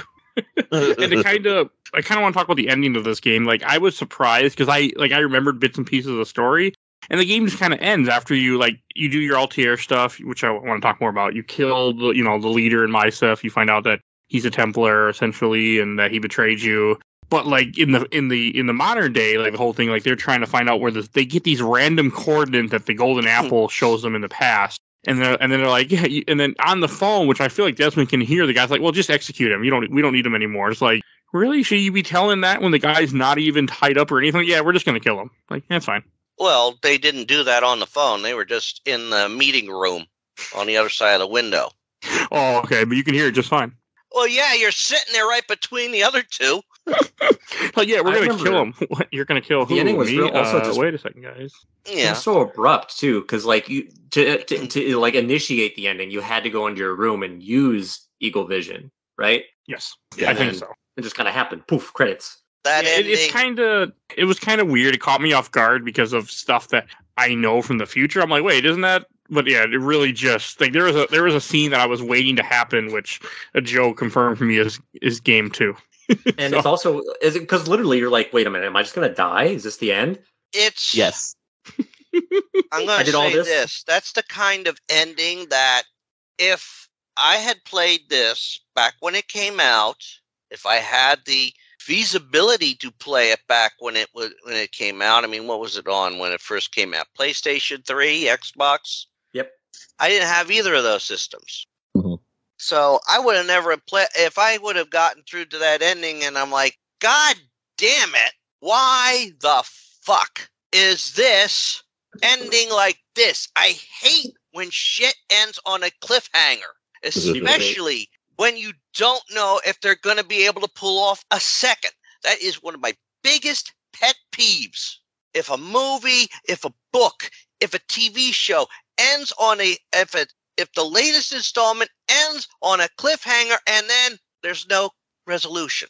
That is my biggest fucking pet peeve when it comes to anything, literature, in whatever form media it takes. It only well, you'll enjoy the rest of the series and a lot. Yeah, but it really only works when they do what they do with 2, and that is where it picks off literally the millisecond where 1 ends, which is nice. Yeah, most games will be like, it ends, it seems like a cliffhanger, but whatever, it doesn't matter. Whatever happens between that first and second game, there's always this unplayed, unseen, just told to you gap in time.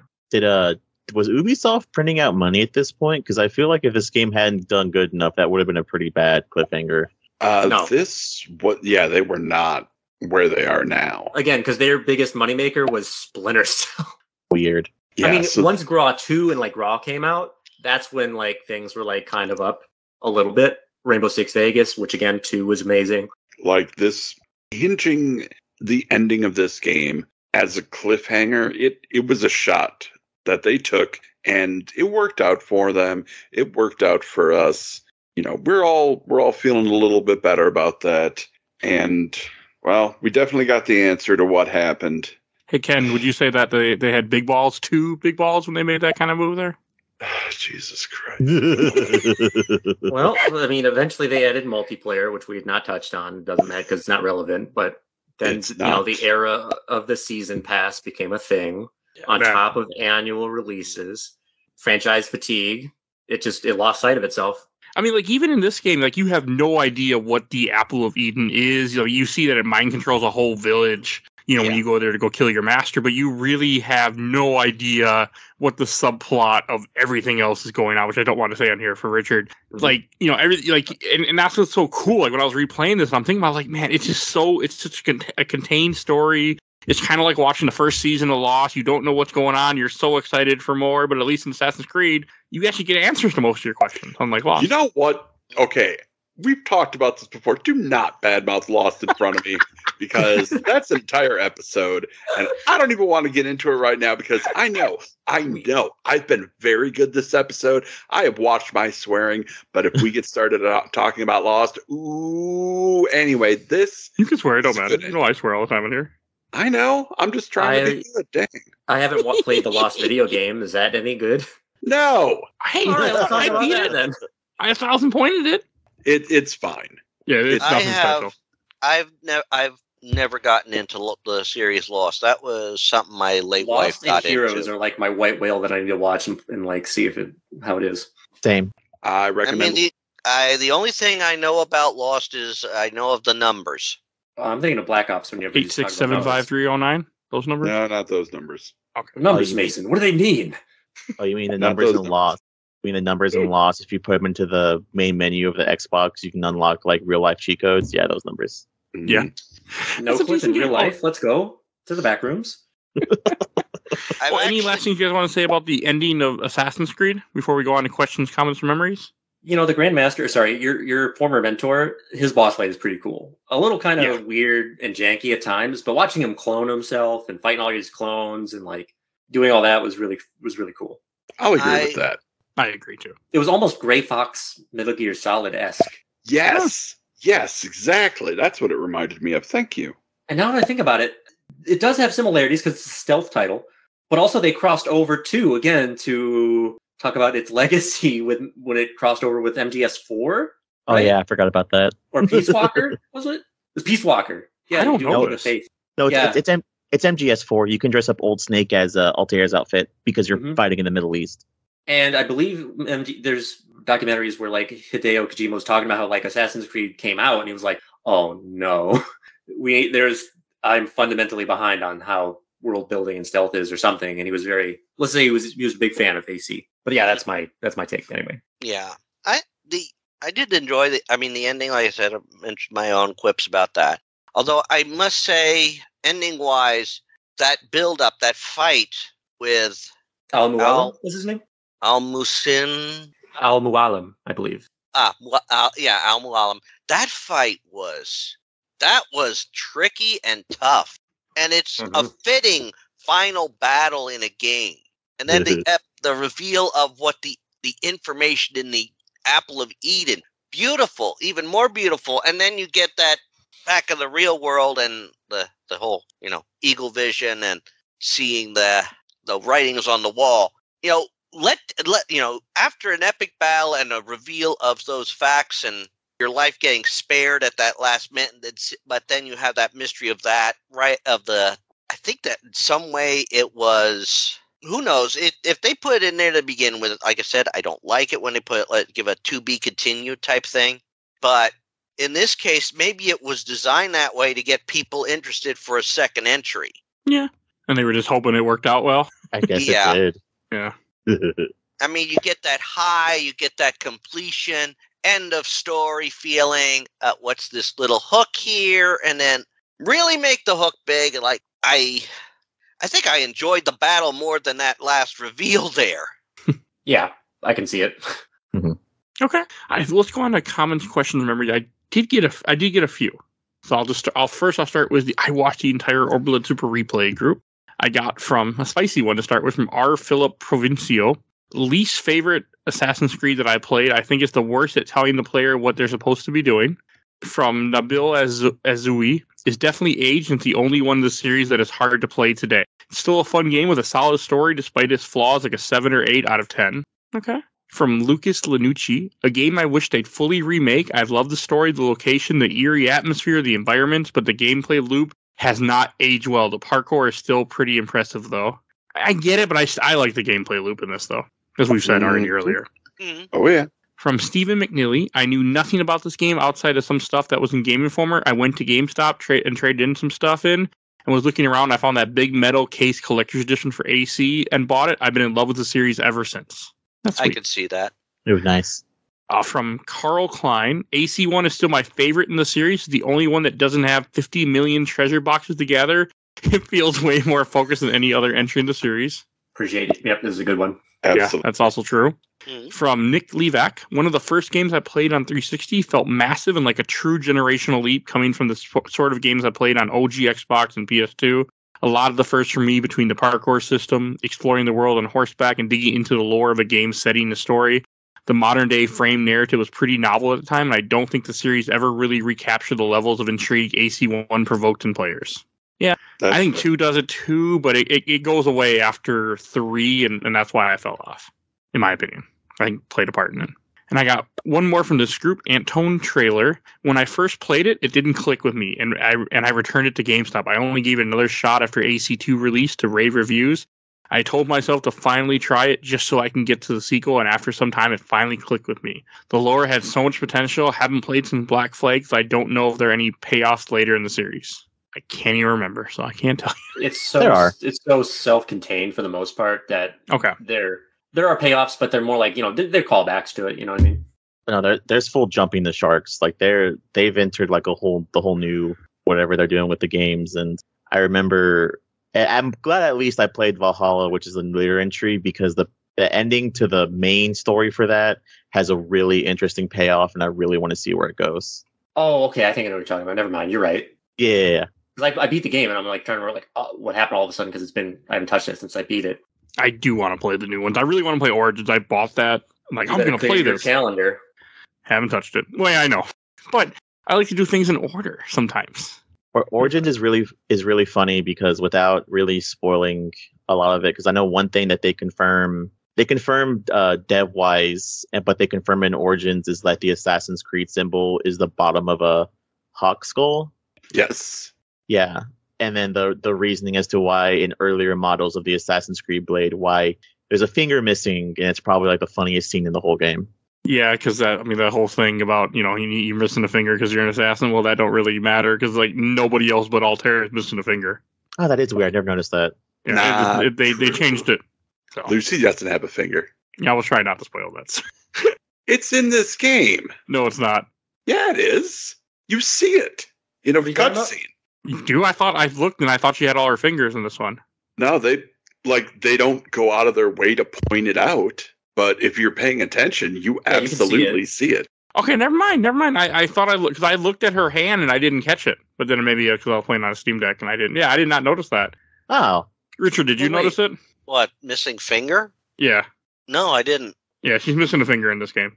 We'll leave it at that, but she's missing a finger. Well, but Joseph, isn't in Valhalla, aren't the people who were there from the Assassins, are they not missing a finger? I don't remember off the top of my head. I'm pretty sure they are. And the only reason that your character isn't in Valhalla is because she put it on wrong, technically. Yeah, he wears it backwards like a huge asshole, and the guy that gave it to him makes a comment. He's like, you're not wearing that, right? And he's like, you gave it to me. I get to wear it how I want it. Because I know in 2 they explain why he's not missing a finger. They did. And I feel like in 3 he's not missing a finger either. Yeah, okay, I'll give you the lore reason. It's a double purpose thing. Losing your finger, guarantees your loyalty to the cause. That's their thing. But also it's because the way that the Hidden Blade is originally designed, it's gonna be in the way of where your ring finger is, so it has to go. And then in 2, Leonardo magically... Oh, sorry, spoiler, but whatever. The point is he designed it differently. It doesn't require a finger to be gone. Anyway, yeah. That's fine. That's the one spoiler I'll give you. Anyway, moving on. Okay, and then from the official Laser Time community, I got a couple. From Luke Batty. I remember being so impressed by the E3 gameplay video for the first game that was on the Game Trailers website way back when. I swear the lady playing the game unintentionally died and messed up what they were trying to show, but it didn't stop me from watching the video a ton of times. I got it soon after it came out, and I really liked it, and did eventually beat it. Despite that, I never have an urge to play any of the other games in the series, and haven't been able to get back into any of the times I tried it since then. Okay. I mean, it's a slow burn. What can you say? Yeah. It was bold of them to put you in an open world game, and by default, you're walking as your speed. So yeah, it's not that open worldy. And then sorry, Ken. No, I was just going to say, yeah, that was a pretty bold choice, and one they definitely did repeat again. But I think it really does make the game. I'm glad you have the horse back for the kingdom. Same. And from Jason Heiser, I played through the Ezio trilogy first, then tried this. I think it came with Revelations, and I just couldn't get into it. I think I was spoiled by 2 in Brotherhood. I didn't hate it by any means, just wasn't the experience I was hoping for. Someday I like to give it another shot. Again, I really believe that if you have played 2 in Revelations and Brotherhood and 3 and 4, like it can damper your experience with this game, I think. Oh yeah, it definitely can. It will. It didn't affect me because I haven't played. God, the last Assassin's Creed game I played was Liberation, which was before I started this podcast. So that's over 4 years ago. So it's been long enough as like I remembered things, but it wasn't fresh enough in my memory to where it bothered me. I think this game is best like tailored to people who had no expectations going in. Yes, because for me it wasn't a game on my radar at all. I just got it for Christmas because it's just what there was out at the time, and I just remember being blown away by it, by how different it was from anything else I'd ever played. I didn't even play the Sands of Time or any Prince of Persia before that. So as just a world to explore, it was all new to me. It was awesome. Okay. And let me see. All right. And then I have, okay. From Chris Murray, it was nowhere near as bad as the critics were making it to be. It definitely did not deliver on the hype, but overall fun but short experience. That's always nice. And these are from the Giant Bomb group. From Andrew Lean. What I really liked with the original game is that the targets felt important since there were less of them and you had to build up to them by doing reconnaissance, preparing for the assassination. Having just played Odyssey, I liked seeking out the Cult of Cosmos members because it felt similar and they were important targets that you actually had to put in some work to find. Fucking hate that those things they added in that game. It's fucking bullshit. I have no idea what they're talking about. So if Assassin's Creed Superman? If I might, divulge real quick, basically did you ever see what's that Lord of the Rings game? The one where you play as Lord of the Rings. I don't know. Anyways, there's like a weird system where you basically there's cult members and you have to kill cult members, but you can't find all of them. Oh, the Nemesis. Shadow of Mordor, you must be talking about. Nemesis. Yes, the Nemesis system. It's basically the Nemesis system. And basically, in order to find the higher up members, you have to kill the lower members. And they also drop like armor equipment and stuff like that. But it's so weird because you have to find them in specific ways, or you have to find clues to figure out who they are. And sometimes it's just a huge pain in the ass. But because Assassin's Creed and Ubisoft, you have really dumb moments where you could be doing a main mission and you kill a guy and you go, oh, look, that was a Cult of the Member Cosmos. Congratulations, you jumped like 3 ranks and now you know who like 5 people are. And it's like, thanks, Ubisoft. And they do that in Valhalla too a little bit, right? With some of those the knight characters I can't remember the name of. Yeah, they continue it in Valhalla as well. And that's how you get that's how you get the Thor armor and you can get Thor's hammer. And I need to play. I look forward to playing more of the series. I really do. I'm going to try to blow through the series quick on the podcast. So people are going to hear a lot of Assassin's Creed over the next couple of years. Honestly, I just think what you get out of the games will literally just be morph as the games progress, basically. So it'll go from I think a lot of like the lore implications and fun like stealth mechanics and things like that. And then it'll morph to, I just really like, the gameplay aspect of it. And the exploratory RPG elements and things like that, watching the numbers go up. It's an interesting gamble that they took, and it's interesting how it's panned out. All right, and last one from Giant Bomb Group, from Kane Dietzel. I think it would do really good with a remake, but I want it to remain largely the same, but with a graphical update. Keep it as linear as it is and retell the story of Altair. It's kind of what you guys were talking about earlier, too. Mm-hmm. Yeah. It just needs some Unity gameplay polish, and that's about it. Oh, yeah. Okay, and I got one last one to read from the Assassin's Creed group. I got one comment from Michael O'Grady. First impressions, Assassin's Creed is one of my all-time favorite game franchises, at least now it is. When I first saw it when it came out, Assassin's Creed 1, I thought it was the stupidest thing I'd ever seen. I mean, honestly, what kind of dipshit assassin goes around dressed in white? Proper assassin wear should be black. So it can blend in with the night. They don't go on daytime missions. That is idiotic. As far as I was concerned, the only reason assassins should wear white is because some... Yeah, we're not going to read that. So, seeing the promotional footage for AC2 changed all that. However, I thought that maybe I had been a bit too hasty in my assessment, decided to go back and give AC1 a try, and it was on special at the time before I tried AC2 and found that I actually enjoyed it. Fun fact, they'd still be wrong even if they wore black. They're supposed to wear blue. I learned that from How to Be a Ninja. Video on YouTube. Yeah. Because black only works in modern times, but because of like pollution, light pollution or whatever. But for like natural light, moonlight, it'd have to be blue. Oh, that's cool. That is like dark blue. Interesting. See, I learned something new I did not know. Interesting, yeah. See, this is why you listen to Games My Mom Found. You learn new facts. You don't get C facts anymore because we stopped that years ago, but now you get ninja facts in case you want to assassinate somebody in the past. No. Oh my god, I remember the C facts. Oh, Yeah, I do too. They were fun, but after Stu and them left, it didn't continue. that's fine. Instead, you just get fucking 2 guns now on everything. No, just when you're around. I'm usually quiet about it most of the time. See, just because we recorded twice in a row in the same weekend, so that's also the reason why you got it double the fun. Awesome, great, cool, love my life. Thanks, guys. Double annoy the Ken. I love how that joke is I only did it there at the beginning because I wanted to just get it across to Mike. Is like, we're not gonna let you get this joke out again. I wanted a reason. I had to give a reason to make him a target. You better. He does that all on his own. Let's go to Shelf Stacker Box. And Ken, what about you? I love this game. I I really, really enjoy my time with it. That said, I'm actually going to put this on the stack until it gets an easily accessible modernization, because hooking up my PlayStation 3 every time I want to play it, it makes me not want to play it as much, honestly. That's the understandable. only reason it's on the stack, though. This is a shelf-worthy game that is on the stack because Ubisoft doesn't like free money. And Joe, what about you? I also agree with Ken. This is going in the stack for me, mainly because I only played like 10% of this game, and Yeah, I mean, no, I don't blame you. yeah, but it's not going in the box because technically, I do believe nothing in this series should be skipped, even if it's really, really, really bad. But it still pretty much holds up for a decent 360 PS3 era game. I am also still holding out that we will get a decent remaster of it. Okay.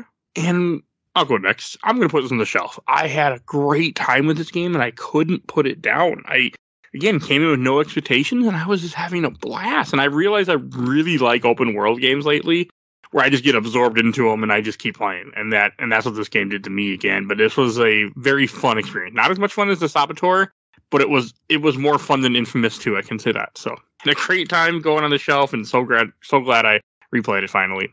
What about you, Richard? I'm going to put it on the shelf as well. I enjoyed this. The music was beautiful. The look was beautiful. It really made me appreciate why my late paternal grandmother had always wanted to go to the Holy Land. So I love the historical aspects that they threw into this game. I could have done without some of those, like, I think maybe with the collection stuff, they could have toned down the number. I mean, that's 100 is a very hard number to keep up with entirely, to find everything. I mean, the Templars were a little bit easier to locate, like in the cities and all that, but then they had some bugs in it. I mean, there's apparently a bug that causes you to, if you grab a flag that's too close to one of those memory barriers, it doesn't count, even though you grab it. So that's a bitch thing there. But I mean, I've had my own gripes with some of the stuff, but overall, yeah, I enjoyed it. Like I said, as you said, I didn't want to necessarily put it down. I had to, because I'm looking at the time like it's almost, I should be getting to bed soon, or I have to start work soon, so I can't, do that. And it's not, your main stuff is not overly out of the way or difficult to do. So it was, definitely definitely a shelf. I mean, like I said, the only negative I would say, though, and of course how that ending looks out there, that would have been, if it hadn't been so captivating, I would have put it on the stack, but it's shelf. Okay. And what about you, Alan? Man, this is actually one of the tougher ones to decide. I think ultimately, though, just because I've been thinking about it this whole time, I'll probably end up putting it on the stack. Okay. As much as I'd like to put it on the shelf, whenever I think of like Assassin's Creed games I want to play, this one always will get its hooks into me anytime I do pop it in. But my immediate thought is to always jump to 2 or 3. They're improved upon so much on anything that I will gripe about in Assassin's Creed 1 that I would much rather put those on the shelf before AC1. But it's definitely worth playing. So it definitely has it's at the top of the stack. Okay. And then you guys will hear us talk about 2 later this year. We're doing 2 for sure. And remember to go buy it at some point. So I'm excited. I'm really excited to play that one. Starting in on it after we're done. At some point after we're done recording here. That you get to look forward to in the future. I think it's July. I have it on the list. So I think that's so. Yeah, but that's coming. And the next game that you can, for next week's episode, I want to announce what I'm going to be playing. You get to hear me talk about Mega Man 9. So that will be next week's episode. So look forward to that. We continue our quest through all the Mega Man series. I haven't finished that one. Oh, well. It's hard as hell. I can say that. I mean, cheated, but it's hard as hell. So I will say that. And Richard, where can people find you at? Well, as I said at the top of the episode, you can find me, find my stuff up on YouTube, Rich Kale, where I have gameplay throughs, which includes the Assassin's Creed series. In fact, let's see, when you are hearing this, it'll probably be it'll just be after my run through of the poor area of Acre. So I haven't gotten to quote assassinating the person there yet.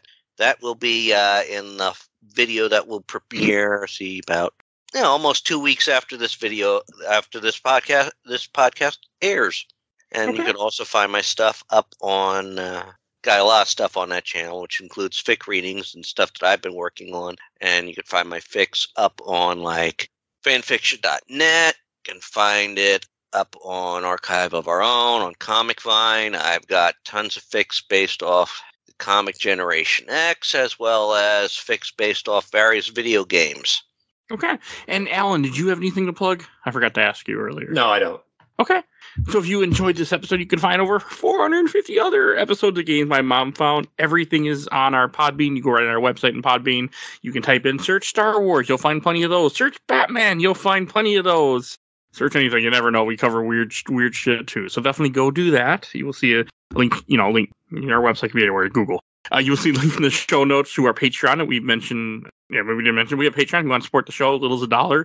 You can vote. The current poll for this month is sequels Mike has never seen. Blade Runner 2049, Back to the Future 2, Resident Evil Damnation, and I'm blanking on the other one. Oh, yeah, it's Ghostbusters 2016. So, little as $1, you can vote in our monthly polls. So, you'll see a link in the show notes. We have a Discord if you want to join us and chat with us. Please, if you want to Discord, you see a link in the show notes for that, too. You'll see a link to Richard's stuff. Also, give a shout out to my awesome intro and outro, courtesy of Helena at Hell Hasphere. You can follow her on TikTok. She recently hit 100K followers, so go follow her, too. She needs more, and tell her I sent you. And also, I want to give a shout out to my buddy Bill Tucker, did the MCU movies with me, started his own podcast, The Gamer Looks at 40, so definitely go check him out.